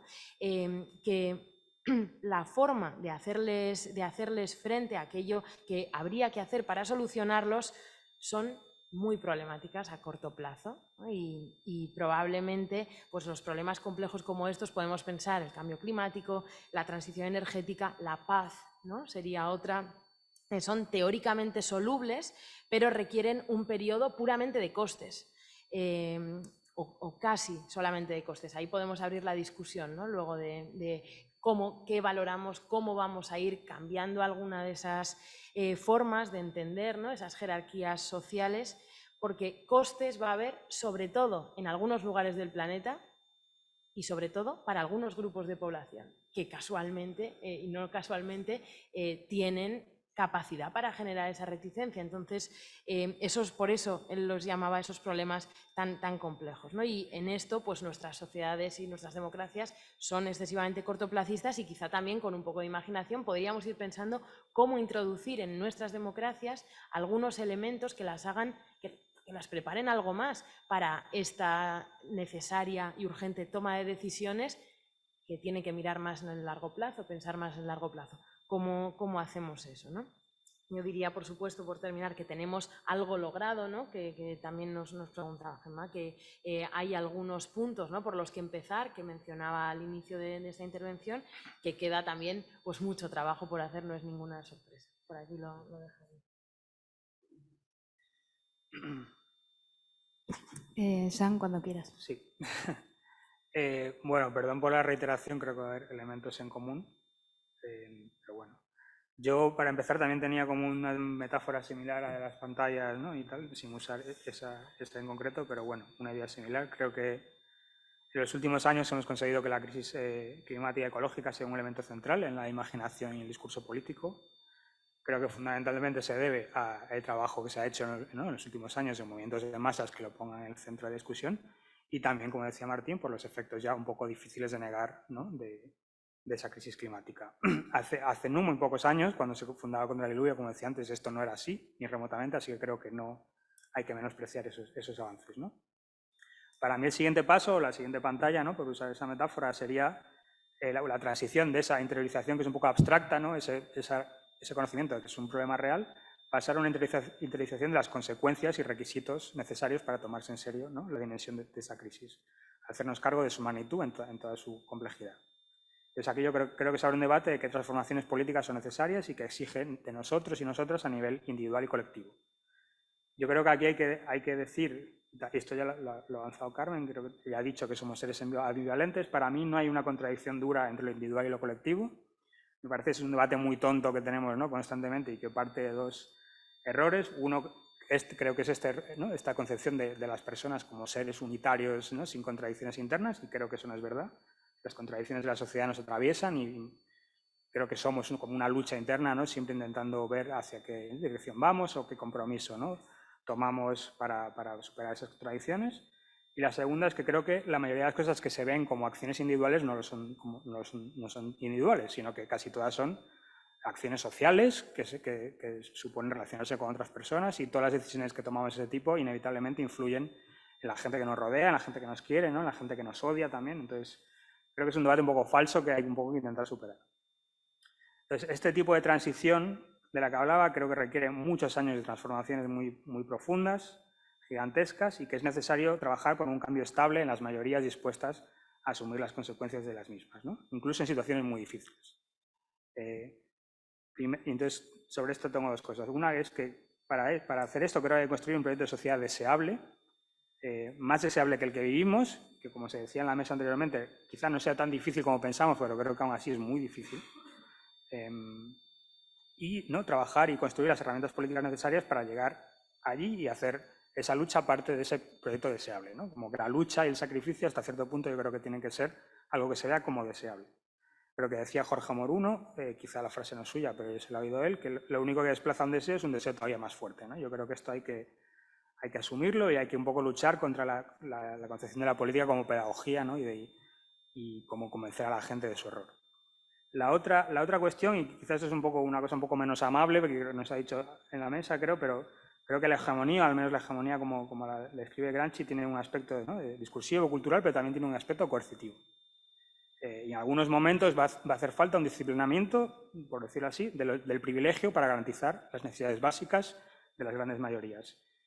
Y para mí esto supone un dominio de un grupo social sobre otro y entonces inevitablemente supone la existencia de un Estado, ¿no? Creo que se puede llamar de mil formas, pero al final, para mí, supone la existencia de un Estado y quién controla ese Estado y quién, ¿no? digamos, quién tiene la dirección del mismo y contra quién lo dirige en momentos de crisis muy graves. Entonces, para mí esto es parte inevitable, ¿no? de una concepción hegemónica, no es, evidentemente, ¿no? como quizás sepamos todos los que estamos aquí, no se puede sostener una hegemonía siempre a partir de la coerción, pero sí que tiene que existir como, ¿no? digamos, punto límite en algunos momentos, como bien sabemos todas las personas que vivimos en los estados capitalistas de hoy en día, ¿no? Entonces, a partir de estas dos cuestiones, ¿no? se nos preguntaba qué elementos viables y necesarios hay para construir la hegemonía. Yo aquí de nuevo tengo como dos reflexiones y dos preguntas. La primera reflexión es que creo que vivimos en una época que Anton Jaeger llama hiperpolítica, que él describe como exacerbación de toda cuestión, moralismo en la valoración de las cosas. A mí no me gusta mucho usar moralismo de esta forma despectiva, pero bueno, creo que se entiende, ¿no? lo que él quiere decir. Y una concepción individualista de la política que es incapaz en muchas ocasiones de pensar la dimensión estructural de la misma, ¿no? Yo creo que esto es una vuelta a la política en una era en la que ya no existe la política de masas, es como experimentamos, ¿no? la política en esta coyuntura histórica. Y también es un poco incluso la regresión a la norma anterior a la existencia del movimiento obrero organizado, al menos en Europa, ¿no? en Europa occidental. Quizá yo he leído algún artículo criticando esto diciendo, bueno, es que en Estados Unidos la política siempre ha sido así, ¿no? Aunque se podría decir que, bueno, allí nunca ha habido un movimiento obrero organizado, o sea que igual siempre habéis sido un poco, ¿no? hiperpolíticos. Y la segunda cuestión es que tenemos una sociedad que creo que es objetivamente está más fragmentada de lo que lo estaba hace décadas, sin un dominio absoluto, ¿no? o fuerte de ningún grupo social, ni objetivamente ni en el imaginario político. Y esto no es una valoración, ¿no? digamos, despectiva de ningún tipo. Yo creo que es una observación más o menos clara, fruto de transformaciones del proceso productivo y las relaciones laborales. Creo que es el mundo en el que nos ha tocado vivir y hay que asumirlo y trabajar desde ahí, ¿no? Entonces, a partir de aquí, dos preguntas de nuevo. Creo que hay que elaborar propuestas que interpelen la experiencia de vida de amplios grupos sociales que están, como he dicho, más fragmentados, ¿no? y que sean aceptadas por estos grupos y que ayuden en esa aceptación a la unificación de esos grupos que están fragmentados, ¿no? Entonces, yo aquí bebo de Mario Tronti, que dice que para él la tarea del momento, en cierto sentido, es organizar unificando más que organizar los fragmentos, ¿no? Para mí eso es fundamental y creo que debería ser un poco el horizonte político de todos los que estamos intentando, ¿no? fraguar una solución política a esta crisis. En Contra el Diluvio hicimos como un proceso de reflexión, ¿no? de si podríamos buscar un ejemplo de algo que fuese así. Hicimos una campaña, ¿no? una pequeña campaña, una modesta campaña por la semana laboral de 4 días y un poco lo que entendíamos era que interpelaba a gente muy diversa, ¿no? Interpelaba a gente preocupada por la conciliación laboral, también la gente que quería más tiempo libre, también la gente que quería trabajar más, paradójicamente, ¿no? porque vivimos en una sociedad hoy en día en la que mucha gente tiene, ¿no? menos horas laborales de las que desearía para poder vivir. También interpela a la gente que quiere mayor sueldo, entendido como el mismo sueldo por menos horas de trabajo, reduce las emisiones de gases de efecto invernadero, incluso, y aquí un poco esto es una provocación, pero incluso puede atraer a ciertas partes del capital que quieren como, ¿no? transformaciones modernizadoras de los procesos productivos. Entonces yo creo que es un programa que puede interpelar, como digo, a gente muy diversa y en ese proceso de unificación suponer un salto cualitativo, ¿no?, en la organización política pues, ¿no?, del proyecto que queramos fundar para solucionar la crisis ecológica y del capital. La otra cuestión, y aquí, como digo, pues nos vamos a repetir mucho, pero bueno, ¿no?, es qué elementos o qué ideas pensamos que son útiles para forjar este nuevo sentido común y del afecto ecologista.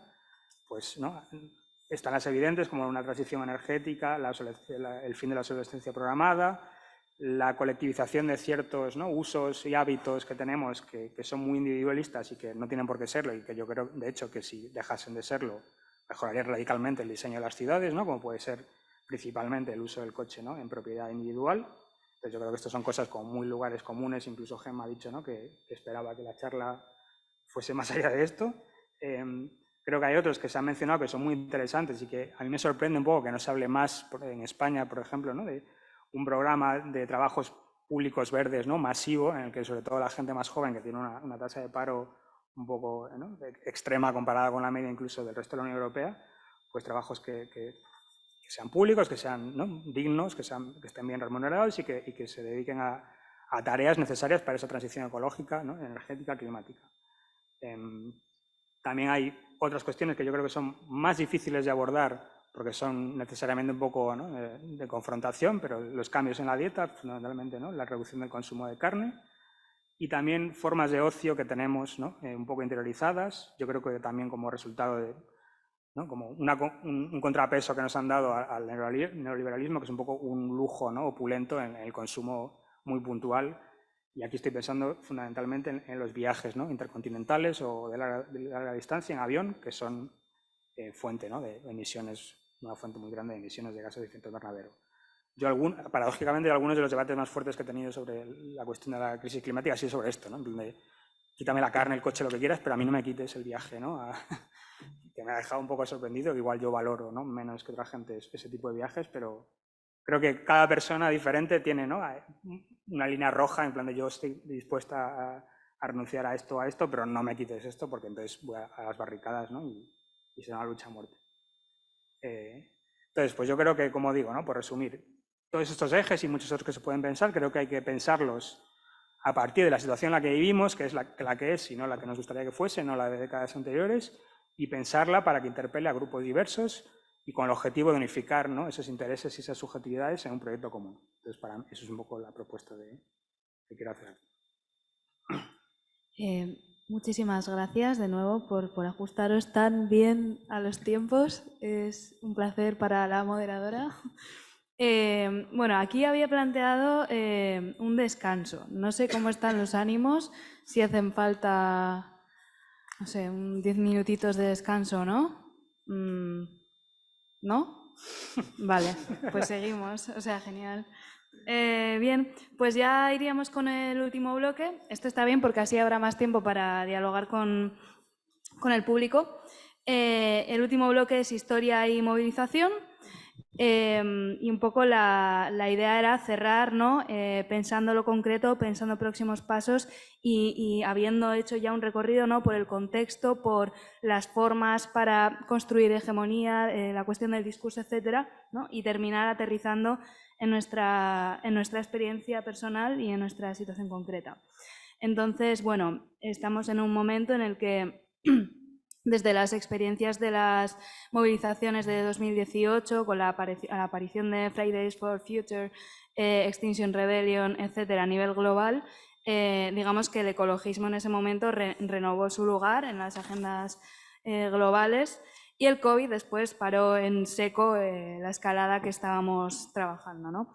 Pero bueno, eso ha permeado, ¿no? Y las propuestas de participación política en diferentes espacios institucionales han aumentado, ha habido el inicio de un diálogo con las instituciones desde el movimiento ecologista y eso es interesante políticamente. Y actualmente, después del parón del COVID, está volviendo a haber una reescalada, ¿no?, tanto por las acciones en los museos tan polémicas como por parte de quienes también han iniciado como una nueva ola de ocupaciones en las universidades con la reciente ocupación de la Universidad de Barcelona y la asignatura esta de de crisis ecosocial, etcétera, ¿no? Pero, en cualquier caso, pues estamos bastante lejos de poder decir con contundencia que estemos en el mejor escenario posible. Entonces, bueno, uno de los problemas más graves que tenemos en el Estado es el bajo grado de asociacionismo, de organización, y por otro lado, viendo los últimos movimientos de la izquierda con la iniciativa de Sumar, el tecnopopulismo, junto al estado del gobierno de coalición actual, ¿no? Y siguiendo la estela de lo que hemos venido hablando, pues un análisis del contexto, la coyuntura o nuestras propias experiencias o nuestro conocimiento de las experiencias pasadas debería llevar pues, a una postura o propuesta, ¿no? Y ya que todos y todas somos aquí personas más o menos organizadas políticamente, pues quizás procede hacer esa reflexión. Entonces, bueno, lanzo el batallón de preguntas que había preparado y vosotros contestáis a lo que consideréis más oportuno. Entonces, en el contexto neoliberal, ¿no? ¿Qué lecciones podemos aprender de las últimas experiencias del movimiento ecologista en el último lustro? ¿Cuál os parece más rescatable o destacable? ¿Qué creéis, qué relación creéis que debe darse entre estos espacios con el Estado? Y yendo más allá, ¿no? ¿Cuál es el camino que creéis que han de seguir vuestras organizaciones o los lugares a los que pertenecéis? ¿Y cuáles consideráis que deben ser los próximos pasos a corto y medio plazo en la agenda del movimiento ecologista? Empezamos con Martín. Bueno, pues de nuevo preguntas sencillas que bueno, intentaremos abordar de la mejor forma posible. Lo primero, con respecto a la historia súper reciente, creo que el anterior ciclo de movimiento climático en concreto, por centrarme ahí, fue muy efectivo y muy productivo a la hora de situar el foco mediático sobre el problema de la emergencia climática y el problema que supone la inacción al respecto. En la estructura de las 3 pantallas de hegemonía que comentaba al principio, fue muy positivo para lograr avanzar y empezar a cruzar la primera de ellas sobre la conciencia colectiva del problema. Sin embargo, y esto lo comentaban hace poco unas compañeras portuguesas, la consigna que tanto hemos visto repetida y tanto hemos repetido nosotras como personas organizadas en el movimiento de tenemos que actuar ya, tal cual, de esa frase, deja demasiados aspectos abiertos a la interpretación. Aspectos abiertos sobre el contenido de la actuación y aspectos abiertos sobre el sujeto que lleva a cabo esa actuación. ¿Quién tiene que actuar ya? Los bancos y las empresas haciendo las buenas inversiones, buenos gobernantes legislando en el sentido adecuado, ciudadanos y consumidores cambiando su comportamiento. Aquí es importante la pregunta de ¿existe un sujeto común que integre esa primera persona de plural? Y si acaso podemos lograr avances reales y no asumir un antagonismo de clase. Por eso es probable que las demandas amplias, ambiguas y sin unas estructuras organizativas fuertes detrás no pudieran dar mucho más de sí de lo que ha ocurrido.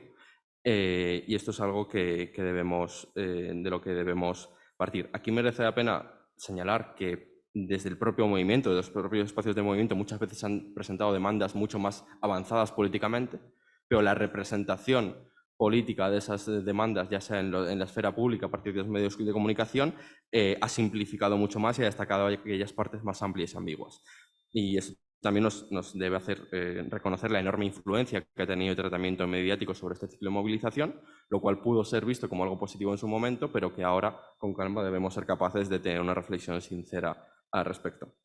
Y a partir de estos límites en el anterior ciclo de movilización, creo que es bastante significativo que los diferentes reorganizaciones que se están dando ahora mismo con el surgimiento de nuevos colectivos tienen una característica común, o simplificando mucho podría verse con una característica común de demandas y objetivos mucho más concretos y también formas de acción más disruptivas. Colectivos como Just Stop Oil, End Fossil, Let's Generation en Alemania o la campaña de Ban Private Jets comparten estos objetivos mucho más concretos. Y creo que esto es bastante más interesante que pedir que los responsables políticos hagan caso a la ciencia, y es interesante por 2 motivos. En primer lugar, porque conquistas concretas pueden ser el abono sobre el que aumente la organización y la movilización futura.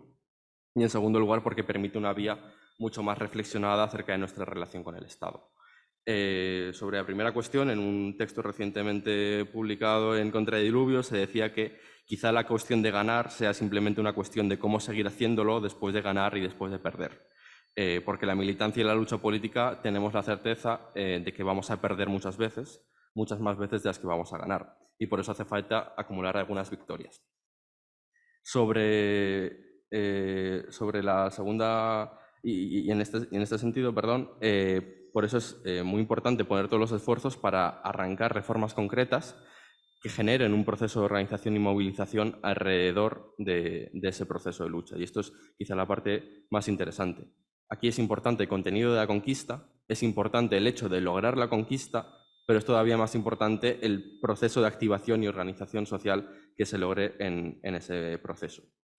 Y en este sentido, y respondiendo directamente a unas preguntas que se planteaba, la relación que debe darse entre movimiento y Estado creo que debe ser de independencia política y organizativa sin ningún tipo de dudas, y aquí hay que ser bastante claros. Creo que también hay que señalar como algunos espacios, en algunos casos, algunos espacios y organizaciones ecologistas en general y en el Estado español en concreto han acabado jugando una posición de Estado ampliado, mediante el cual asumen un papel de lobby o de representación de la política oficial en la sociedad civil.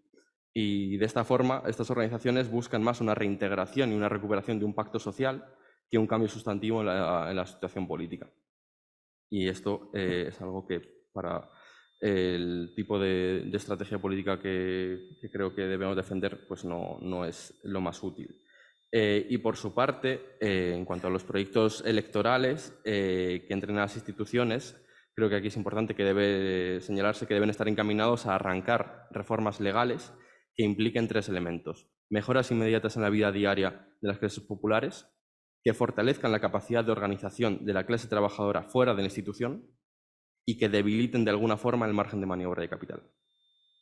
Obviamente esto es mucho más fácil decirlo que hacerlo, pero esta debe ser la brújula que debe guiar los proyectos electorales y frentes institucionales que impulsemos. Y estos tres elementos y esta orientación estratégica creo que es lo que diferencia entre entrar en las instituciones con un compromiso político con estrategias ecosocialistas de ruptura o hacerlo para gestionar de la mejor forma posible un neoliberalismo compasivo. En cuanto a la parte de qué camino creemos que hay que seguir, creo que mencionar brevemente los tres elementos estratégicos que señalaba al inicio de la presentación, tener muy en cuenta estratégicamente un escenario futuro que suma múltiples capas de complejidad, la expresión no ambiental de la crisis ecológica y el tiempo estratégico de la política como un tiempo roto. A partir de esto, las tres tareas que se derivan de aquí las podríamos sintetizar como organizaciones adecuadas para una estrategia de ruptura revolucionaria, la analogía de componer e improvisar y el tercer elemento de dejar de ser una lucha sectorial. En cuanto a la primera parte de organizaciones adecuadas para una estrategia de ruptura revolucionaria, debemos asumir que esta es una lucha de muy largo aliento. De hecho, creo que es importante decir que creo que no podemos hablar de algo así como una lucha ecológica, una lucha ecosocial, sino que es la forma en la que la crisis ecológica a partir de ahora determina y condiciona todo el escenario de la lucha política emancipatoria. Es la niebla que lo empapa todo. Y a partir de esto debemos ser conscientes de que necesitamos mucho más, muchísimo más que 3 o 4 manifestaciones masivas o movimientos espontáneos que crecen y bajan como la espuma. Necesitamos estructuras estables de organización, espacios colectivos en los que mantener reflexiones estratégicas que nos expliquen los motivos de las victorias y las derrotas que vamos a acumular. Y esta parte de explicar las victorias y las derrotas, creo que de hecho el movimiento ecologista tiene bastante que mejorar en ese respecto. Estas estructuras estables de organización deben cumplir tres funciones. Deben impulsar nuevas iniciativas, deben fortalecer conflictos y deben ser también el lugar en el que refugiarse cuando todo lo demás se caiga a pedazos, porque todo lo demás se va a caer a pedazos muchas veces en los próximos años. Y cuando eso ocurre y no hay ese tipo de estructuras, la gente vuelve a casa y no se mantiene la militancia política. Por eso creo que es importante asumir ese compromiso militante que creo que es imprescindible para afrontar el futuro.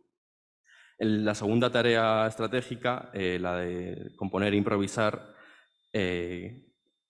aquí es importante como los diagnósticos de la crisis ecológica no nos dibujan una imagen nítida de futuro, no tenemos una bola de cristal sobre cómo será el futuro próximo, porque la complejidad de los procesos biofísicos y la imprevisibilidad de los procesos sociales hacen que las consecuencias en ningún caso sean mecánicas.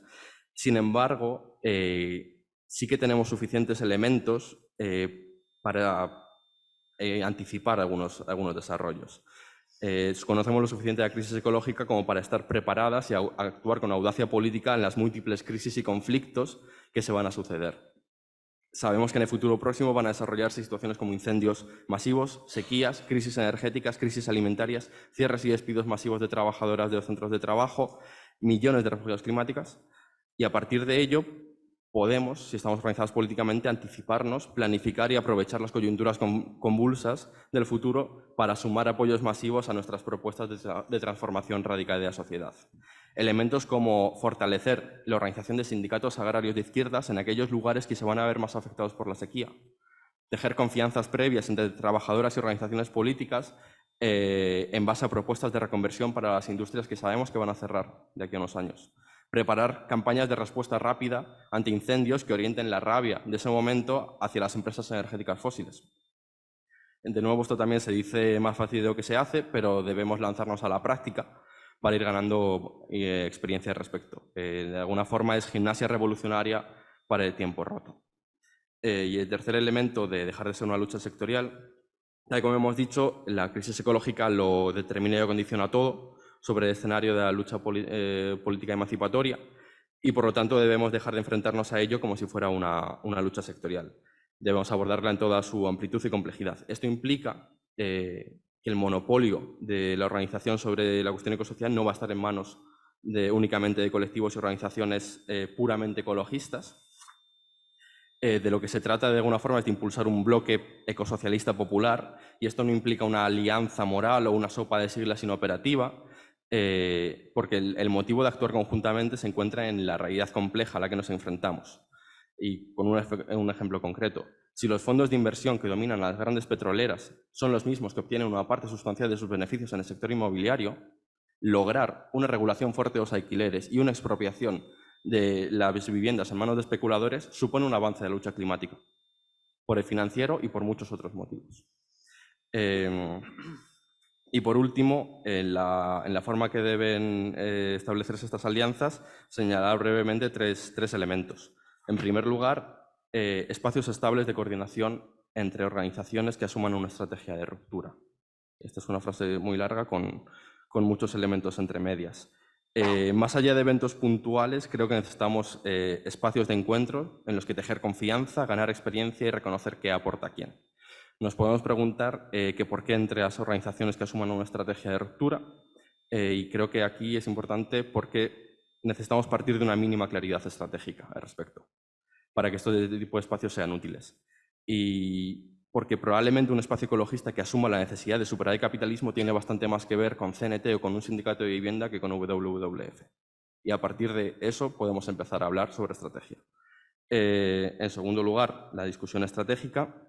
No puede ser que estemos pensando obsesionadamente sobre esta cuestión de forma prácticamente aislada en diferentes lugares. Necesitamos poner en común discusiones estratégicas entre militantes y activistas de múltiples organizaciones, espacios y movimientos. Necesitamos compartir dudas, necesitamos contagiarnos de propuestas y experiencias del resto de personas organizadas, y para esto también necesitamos identificar colectivamente de esta forma qué huecos no estamos logrando cubrir y qué frentes políticos debemos reforzar. Y el tercer elemento de cómo articular estas alianzas, unidad de acción y diversidad de tácticas, también en términos bastante clásicos. A partir de todas las tareas y herramientas que hemos mencionado anteriormente, debemos ser capaces de golpear juntas desde diferentes frentes. Por ir con un ejemplo concreto, en una situación de crisis energética como la actual, necesitamos iniciativas institucionales para asegurar un transporte público gratuito y un suministro energético básico garantizado en los hogares. Necesitamos campañas que coordinen el impago de facturas energéticas en los momentos críticos. Necesitamos ocupaciones y acciones de desobediencia civil en las sedes de empresas eléctricas. Necesitamos huelgas laborales en los servicios de autobuses urbanos. En esa diversidad de tácticas y en ese golpear en común con una unidad de acción es quizá donde podemos encontrar las alianzas más interesantes. Y de nuevo, y como siempre, es más fácil decirlo que hacerlo, a cada generación nos ha tocado asumir las tareas históricas de nuestro momento histórico. y sin lugar a dudas la emergencia ecosocial será un hilo conductor de toda la política revolucionaria de lo que nos queda de siglo, así que no nos queda más remedio que intentar estar a la altura. Pues muchas gracias, Martín, por este cierre tan solemne. Carmen. Gracias. No, va a haber aquí cosas que más que en lugar de repetir, pues casi voy a remitir a lo que acaba de decir, ¿no, Martín? Empezando por esa parte, ¿no?, más de esa historia reciente, casi actualidad, ¿no?, diríamos más bien de estos 5 últimos años del movimiento ecologista, las nuevas, no tan nuevas, ¿no?, formas de protesta, pero quizá pues rescatadas, ¿no?, de algún olvido. Para mí es muy valioso y creo que esto sí es algo sobre lo que seguir pensando, es el hecho de haber puesto en primer plano la desobediencia civil no violenta, ¿no?, que efectivamente no había dejado de suceder y en otros lugares y de formas también impactantes, pero tenerlo aquí reabre un debate que yo creo es importante, ¿no? Al menos hay 2 sentidos en los que me parece un éxito que se vuelvan, que se empleen, ¿no?, estas formas de protesta pacífica, ¿no?, a través de la desobediencia. Por un lado, porque sin duda son efectivas y entonces precisamente en este momento, ¿no?, en el que hablamos de una urgencia, una emergencia, sabemos que acaparar el foco de atención precisamente en ese primer nivel del que os hablaba antes, ¿no?, de la inmediatez en la que se acumulan las noticias supuestamente importantísimas y al día siguiente nadie se acuerda de ellas, o esa misma tarde, ¿no?, y la sobrecarga de información, romper ahí y que se hable incluso fuera, muy fuera de la conciencia ecologista de qué es esto de 1,5 grados o por qué hemos teñido el Congreso de los Diputados de rojo, es importante. O sea, conseguir ese momento, ese foco y tener luego un discurso con el que sostenerlo, ¿no? Ahí estoy de acuerdo. Pero es que además, y sacando efectivamente, creo que la lucha ahí no puede ser únicamente, claro, en clave ecosocial, aunque ahora esto es, pues como decía Latour, ¿no?, cómo orientarse en política, ¿no?, en el libro donde aterrizar. Este es el tema de nuestro tiempo, diría Ortega. Este es. Entonces, dentro de esto, dejamos también alianzas con otros problemas. Y yo creo que una forma de hacerlo, a través de la práctica, con esta forma de protesta, a través de la desobediencia civil no violenta, es reabrir o abrir una discusión que teníamos bastante pendiente sobre, en nuestras democracias, en nuestra democracia enclenque que decía antes, sobre cuáles son las formas legítimas de participación política y de protesta. Y tuvimos grandes movilizaciones, si recordáis, antes de la pandemia, que parece que fue en otro universo, pero que eran aquí, contra la ley Mordaza, por ejemplo. Y esto lo que permite, sacándolo, ¿no?, y trayéndolo a otro contexto, es que muchas de esas discusiones comienzan precisamente cuestionando la legitimidad de quienes lo hacen, ¿no?, sobre todo en ámbitos pues mucho menos militantes, no convencidos, que son los de la mayoría de la sociedad. Y entonces comienza desde ahí y hay una discusión posible que yo creo que es también pues, un acierto, ¿no?, que nos permite volver a hablar de qué es y no violencia, qué es legítimo, qué formas de participación lo son, ¿no?, como os decía. Ahí creo que en esa línea hay algo que explorar. Por supuesto, se agota si solo se queda en el flash del momento. Yo, entrando ya en las propuestas concretas que se han hecho, ¿no?, en estos últimos años, creo que esa idea, y también por lo que me toca, que al final es mi trabajo, creo que esa propuesta de introducir una asignatura en todas las universidades, en todos los grados, toda formación, ¿no?, oficial, que sea una especie de curso cero sobre crisis ecosocial. O sea, usted no puede licenciarse, me da igual si es en filología hispánica que si es en química, sin conocer un poco el mapa de situación, ¿no? Y ya que no se da antes, alguien hablaba antes de la importancia de hacerlo en las escuelas, o ya que va costando, ¿no?, también esa introducción, aunque se va haciendo, pues que en todo aquel que llegue a la universidad tenga ese curso cero. Yo creo que es una propuesta muy relevante que ya estaba dentro, digamos, de algunas universidades en algunos grados nuevos, como los grados en ciencias o en ciencias, humanidades y tecnología, que tenemos también. Ya se había introducido una asignatura en primero que tiene que ver con esto, ¿no? En la que pues, Jorge lleva participando desde el principio y esa idea yo creo que tiene mucho sentido como una de esas propuestas concretas que además se pueden lograr, ¿no? En varias universidades en nuestro país ya se está en eso.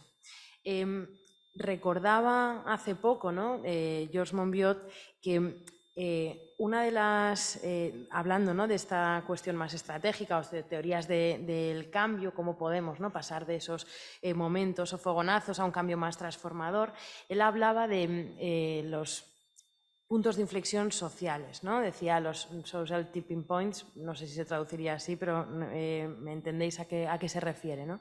Lo que él decía es que sabemos ya hoy que no tiene sentido o que es innecesario y pues gastamos ahí muchas energías en intentar convencer a la gente que está completamente en el extremo opuesto a nuestras posturas, ¿no? que es un esfuerzo ineficaz y en el camino hay una incesante concesión, ¿no?, del propio discurso y de las demandas por miedo a alejar todavía más a los que ya están lejos, ¿no?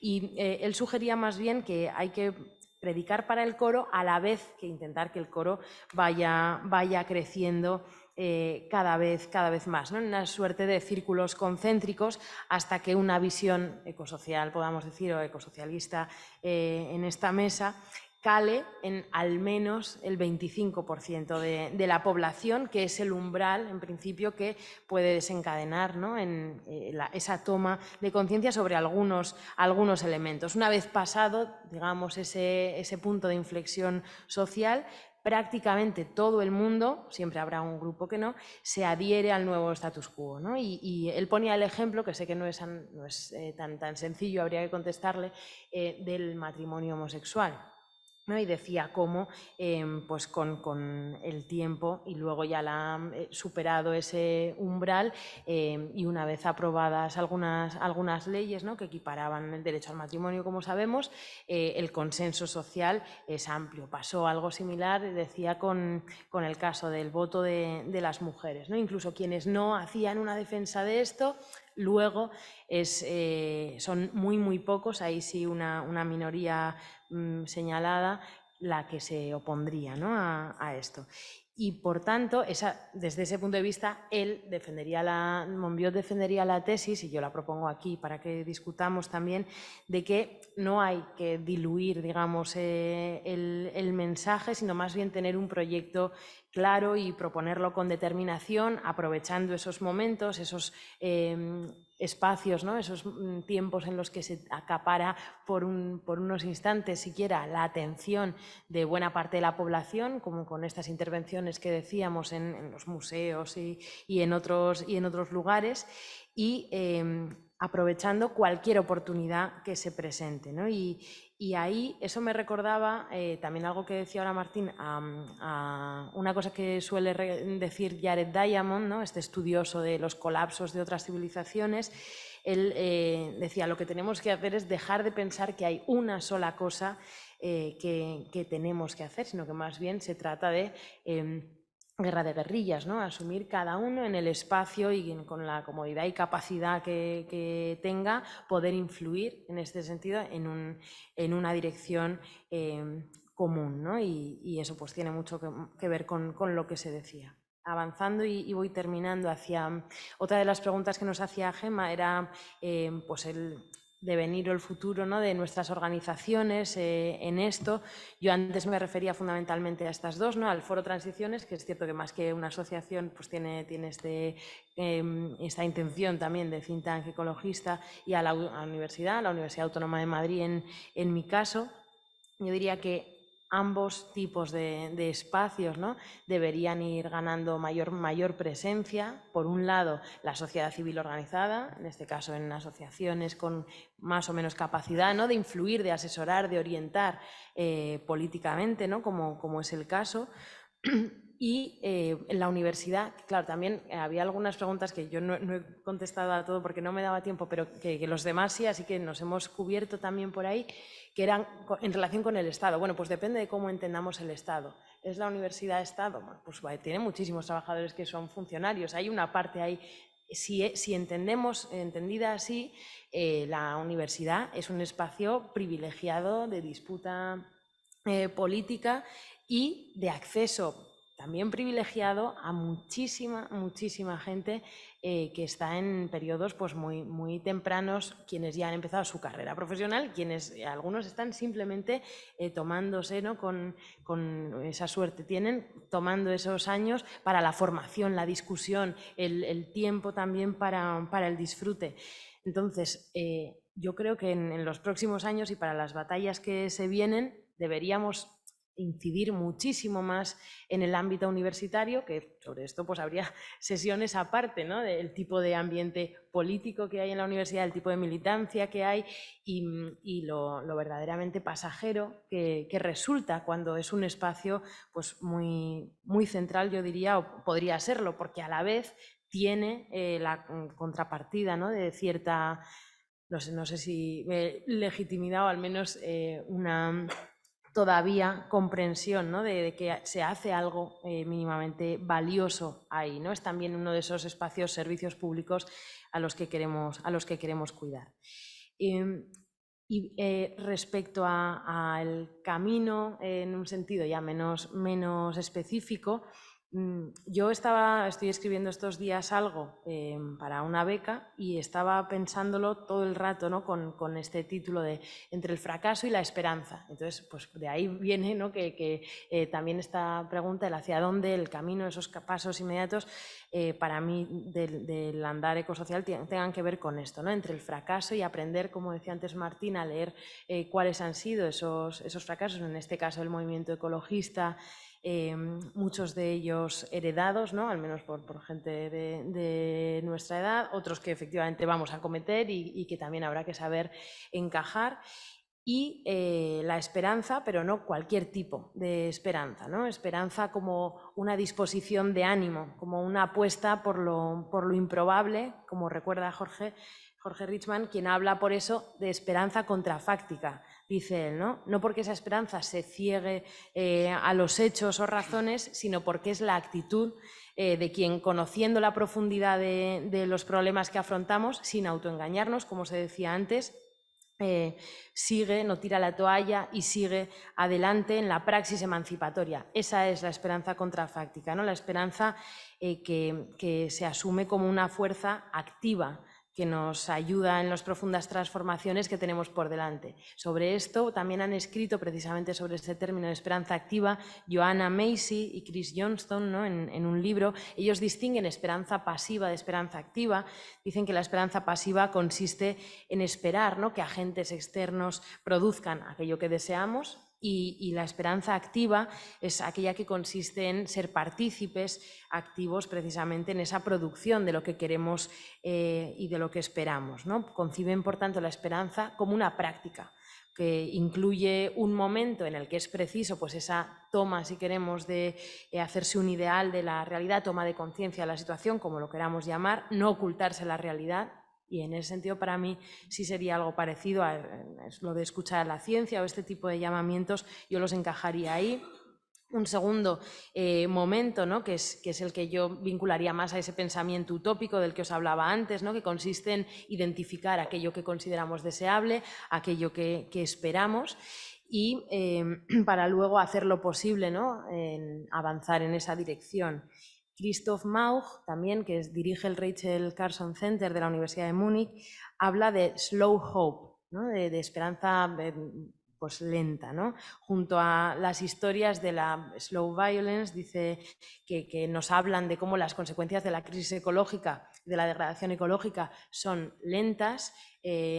Necesitamos también historias, dice él, de esta esperanza lenta, ¿no? que quizá no vayamos a encontrar esa satisfacción en el ámbito más inmediato, un poco vinculándolo al pensamiento catedral del que os hablaba antes.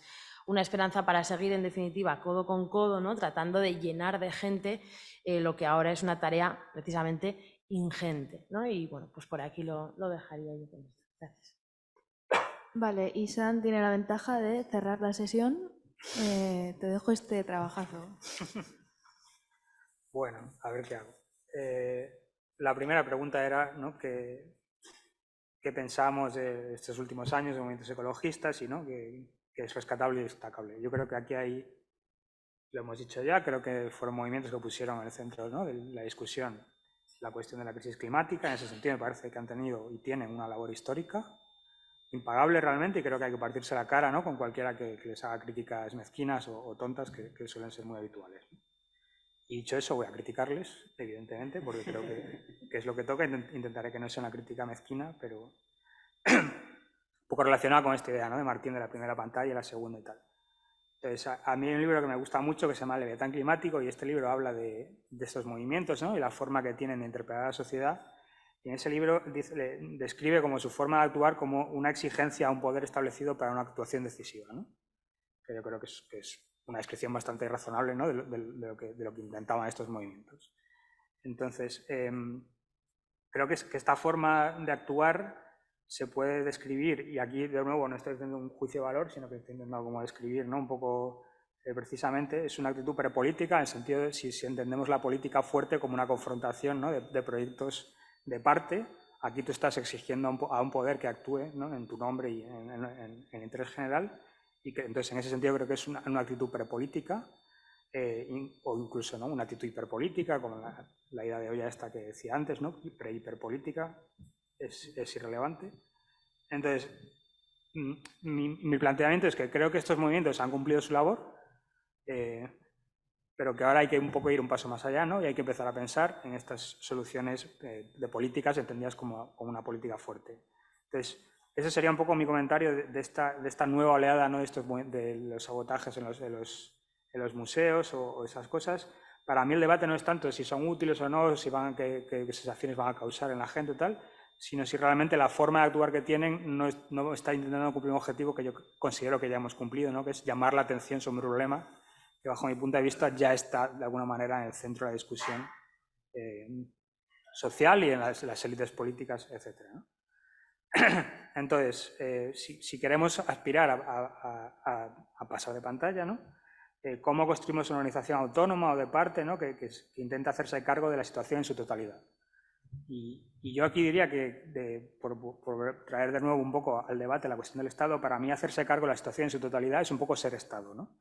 Y como esto es una mesa de comunistas, yo traería a colación la frase esta de Mario Tronti, ¿no?, que para él el problema del comunismo del siglo XX es que supo ser partido pero no supo ser Estado, y que el capitalismo ha sabido ser Estado, ¿no? Yo creo que esa es la ventaja histórica que han tenido, y el colapso del comunismo se debe a que no supieron ser Estado, ¿no?, en un sentido fuerte. Entonces yo creo que tenemos que saber ser Estado en el sentido de hacernos cargo de la totalidad del problema y, como decía antes, una actitud hegemónica que también tenga una contrapartida, ¿no?, de dominio coercitivo cuando sea necesario. Entonces, en esta situación no es una cuestión menor, creo que este debate, hay un debate un poco aquí que hemos pasado de puntillas porque creo que es un debate muy complejo y que, ¿no?, calienta los ánimos muy rápido, pero es la cuestión de hasta qué punto, ¿no?, cómo queremos relacionarnos con la gestión del Estado, pero con el Estado tal y como existe hoy en día, no el Estado, ¿no?, que queremos ser. Yo creo que hay una intervención a ese nivel que hoy en día es posible y que es necesaria por los tiempos tan cortos que hablábamos al principio, ¿no?, de muy pocos años o década y pico para hacer transformaciones gigantescas. Creo que es difícil concebir que haya una transformación revolucionaria completa, ¿no?, del sistema político mundial, ¿no?, o de amplias partes del planeta en ese tiempo. Entonces yo creo que inevitablemente debemos querer influir e incluso cogestionar, ¿no?, partes de ese proceso, y creo que, como decía, no hay que verlo como una contraposición dura, sino que, ¿no?, a medida que seamos capaces de hacer que esos procesos políticos de reforma, ¿no?, de lo que existe sean fuertes, también a la vez yo creo realmente que seremos capaces de hacer que los procesos políticos de superación del estado de las cosas también vayan siendo fuertes, ¿no? Creo que es un error verlo como un juego de suma cero y que el que es reformista te está quitando, ¿no?, esa cuota de potencia política a tu proyecto revolucionario. Entonces, ¿cómo hacer esto efectivamente, ¿no?, en este problema de la gestión? Yo creo que hay Hay un libro de Iván Metsaros, que ahora no me acuerdo porque no lo he apuntado aquí, porque soy tonto, pero ¿no? Él dice que el problema que tenemos es que el capital tiene a su disposición, ¿no?, una organización extrainstitucional gigantesca y enormemente poderosa y muy bien organizada. Hay una frase de Gabriel Weinand que a mí me gusta mucho decir, como que el neoliberalismo era un poco esta ficción que nos decía gente muy bien organizada que la organización es imposible, ¿no? Yo creo que el capital está muy bien organizado, tiene instituciones a nivel internacional efectivamente, ¿no?, efectivamente muy potentes y muy bien estructuradas que pueden ser capaces de disciplinarnos en momentos concretos. Entonces, ¿cómo podemos llegar a tener ese nivel de organización, ¿no?, y de potencia política? Para mí esa es una labor que debemos aspirar a hacer y al final, ¿no?, de esta intervención habrá unos pocos desvaríos sobre esta potencia internacional, ¿no?, de organización. Pero básicamente yo creo que ese objetivo de, ¿no?, darle al mundo del trabajo, ¿no?, a lo que sea que está contrapuesto al mundo del capital, ese poder organizativo, es necesario, ¿no? Más allá de eso, creo que es un debate también que se ha puesto aquí sobre la mesa, la idea de la abolición del capitalismo y la abolición del Estado, porque yo creo que al menos en el marxismo siempre se han visto hasta cierto punto como proyectos un poco, ¿no?, que son consustanciales y no exactamente el mismo proyecto en cierto sentido. Yo creo realmente que es imposible encontrar una solución estable a la crisis climática y ecológica sin una abolición efectiva del capitalismo, ¿no? No concibo que el capitalismo pueda existir y que, ¿no?, los seres humanos y el resto de seres vivos en el planeta Tierra puedan tener una relación estable y sostenible con el medio ambiente. Pero también creo que ahora mismo ya es evidente que ese proceso de abolición del capitalismo va a ser un proceso muy largo recorrido, muy complejo, con, ¿no?, victorias parciales y derrotas, ¿no?, calamitosas, un poco igual que la abolición del sistema feudal o del antiguo régimen. Y tenemos que ser conscientes de que eso es así y que ya pasó la época en la que se podía imaginar que el capitalismo iba a morir, ¿no?, muy pocas décadas después de su nacimiento por las contradicciones internas insuperables que tiene, ¿no? Que los marxistas, ¿no?, como el chiste ese que hemos predicho, ¿no?, hemos predicho las 20 de las últimas 5 crisis económicas o algo así, ¿no? Entonces, yo creo que un poco hay que ser conscientes de la solidez, ¿no?, hasta cierto punto del sistema y lo difícil que va a ser desmantelarlo de manera efectiva, ¿no? Quizá una forma un poco útil o más productiva de verlo es que el proceso de transición ecológica efectiva es igual al proceso de abolición del capitalismo, visto como un proceso histórico de más o menos larga duración, ¿no? Aquí me gusta un poco lo que ha dicho Carmen antes, no recuerdo si era la mentalidad o la concepción del catedral, ¿no?, pero ser conscientes que es posible que iniciemos procesos que no vamos a ver finalizados, ¿no?, y que eso no les quita ni importancia, ni potencia, ni nada parecido, ¿no? Pero que hay que empezarlos, a alguien le toca empezarlos, nos ha tocado a nosotros y a nosotras, y es lo que hay, ¿no? Entonces, por ir acabando, no he puesto el reloj, así que no sé cuánto llevo, pero la última pregunta que quería contestar era un poco, ¿no?, ¿cuál consideráis que son los procesos, los pasos próximos a corto y medio plazo, ¿no?, que podemos poner sobre la agenda, que nos parecen importantes? Aquí es un poco una recapitulación de lo que he dicho hasta cierto punto, ¿no? Yo creo que es importante incidir otra vez en esta idea de recomponer y unificar, ¿no?, de organizar unificando los fragmentos que ahora mismo están dispersos. Creo que también es importante asumir, como he dicho, ¿no?, una derrota histórica y un cambio de época muy profundo que determinan con bastante dureza, ¿no?, las cosas que ahora mismo son posibles y que impiden, ¿no?, repetir un poco de forma como una pantomima, ¿no?, soluciones anteriores a problemas históricos que no se consiguieron superar completamente. Entonces no podemos repetir fórmulas organizativas trilladas ni proyectos anteriores. Yo creo que esto es una observación un poco, ¿no?, contundente y simple, en el sentido de que la gente se llevan como muchas décadas intentando revivir estos, ¿no?, procesos y nadie consigue que realmente cuajen a nivel de masas. Y por último, como para terminar con una propuesta un poco más concreta hasta cierto punto, aunque creo que sigue siendo muy abstracta, ¿no? Empecé la charla periodizando, ¿no?, esta idea de la internacional como primer, ¿no?, paso de una época histórica. Para mí hay como 3 internacionales, ¿no?, del movimiento obrero notables o importantes, ¿no? La primera internacional fue una cosa que duró poco tiempo, que intentaba unificar una cosa ¿no?, unos movimientos que estaban muy dispersos.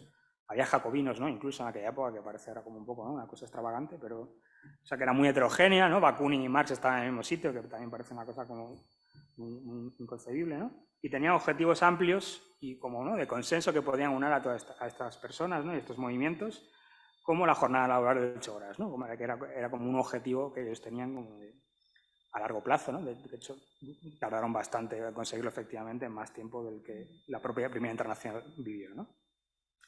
Luego hubo una segunda internacional, que era, ¿no?, la internacional de los partidos y sindicatos de masas, fundamentalmente nacionales, con coordinación y cooperación entre ellos, que saltó por los aires, como todos sabemos, ¿no?, en la Primera Guerra Mundial.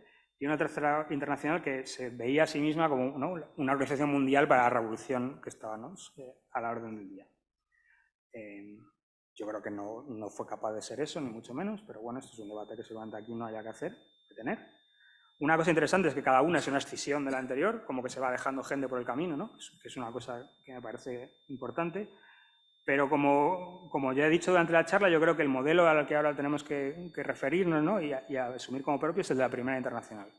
Creo que es un error pensar que podemos repetir mecánicamente los procesos, ¿no?, organizativos de estadios un poco superiores, entre comillas, ¿no?, que requieren un proceso de desarrollo anterior, y ahora tenemos un poco que volver a dar los primeros pasos imprescindibles. Entonces, podemos pensar una primera internacional climática, ¿no?, una internacional climática, porque no se suele llamar primera, ¿no?, a lo que se empieza. Es una cosa un poco pesimista, ¿no?, pero bueno, una internacional climática que tenga un objetivo de transición ecológica, ¿no?, efectiva, real, que puede tomar muchas formas, ¿no?, igual mantener, ¿no?, la concentración de gases de efecto invernadero por debajo de los 350 partes por millón o cualquier cosa similar, y que asuma que este proyecto realmente es un proyecto que requiere, como ya he dicho durante la charla, una capacidad muy fuerte de imponer ciertas cuestiones, ¿no?, digamos, para mantener esto a nivel planetario.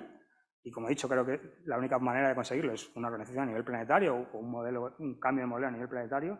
Es una cosa muy bestia, ¿no? Entonces yo creo que tenemos que verlo de esa manera. Entonces para mí esta es una forma un poco ¿no?, muy amplia, muy ambiciosa, ¿no? Evidentemente estamos muy lejos de poder hacer algo así, pero creo que si cogemos este modelo y lo proyectamos, ¿no?, a sitios, ¿no?, a lugares más pequeños, a la dimensión nacional, estatal o incluso a la local, yo creo que es un modelo que se puede replicar y que podemos intentar aglutinar a esas fuerzas que ahora están dispersas para un poco empezar a caminar en esa dirección. También creo, y ya voy terminando, que tenemos que tomarnos en serio la transición en todas sus dimensiones. Y, por ejemplo, una cosa que yo creo que no nos tomamos muy en serio y que yo últimamente estoy intentando rectificar es el problema de cómo transicionar el mundo globalizado que ya existe, ¿no? Digamos que para mí es un error pensar que, bueno, pues esto todo va a colapsar y a partir de las ruinas construiremos, ¿no?, una cosa mejor. Creo que un proyecto que realmente plantee ¿no?, un horizonte deseable y que sea creíble, ¿no?, para una gran mayoría de esto ahora mismo es así, pero creemos que puede ser de otra manera mucho mejor y tenemos este plan, ¿no?, para ir de un lugar a otro. Creo que es lo que necesitamos poner sobre la mesa para ser, pues, radicales en el sentido, ¿no?, que como os he dicho antes, de ponerse a la altura de los retos que hay hoy en día y no volar por las nubes, ¿no?, que sean de una forma inefectiva. Para mí, en ese sentido, es interesante estudiar, ¿no?, propuestas como la de un nuevo acuerdo de Bretton Woods, otras propuestas para un nuevo orden económico internacional, e incluso propuestas que pueden ser mucho más alejadas, ¿no?, de nuestras tradiciones políticas, pero, por ejemplo, a mí me parece interesante la propuesta del sistema dólar que hizo un economista norteamericano que se llama Charles Kindleberger, que él veía como una tercera vía entre el neoliberalismo y el keynesianismo, ¿no? Él veía que el neoliberalismo era una globalización.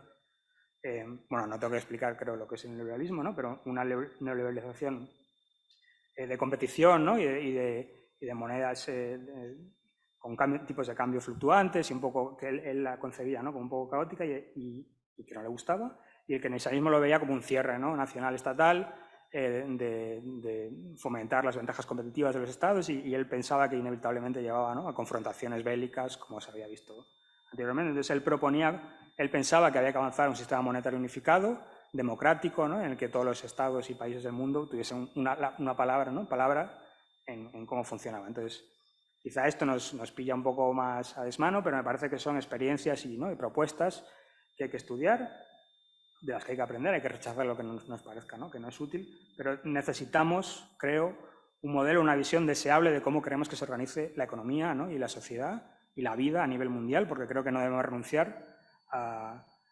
las cimas que se han llegado a nivel de solidaridad, de cooperación, ¿no?, de intercambio de conocimiento cultural, etcétera, etcétera, que a mí me parecen, ¿no?, que son de las pocas cosas que el capitalismo ha hecho que son, para mí, rescatables y que debemos luchar por ellas y superarlas, pero sin abandonarlas por el camino en una nueva sociedad.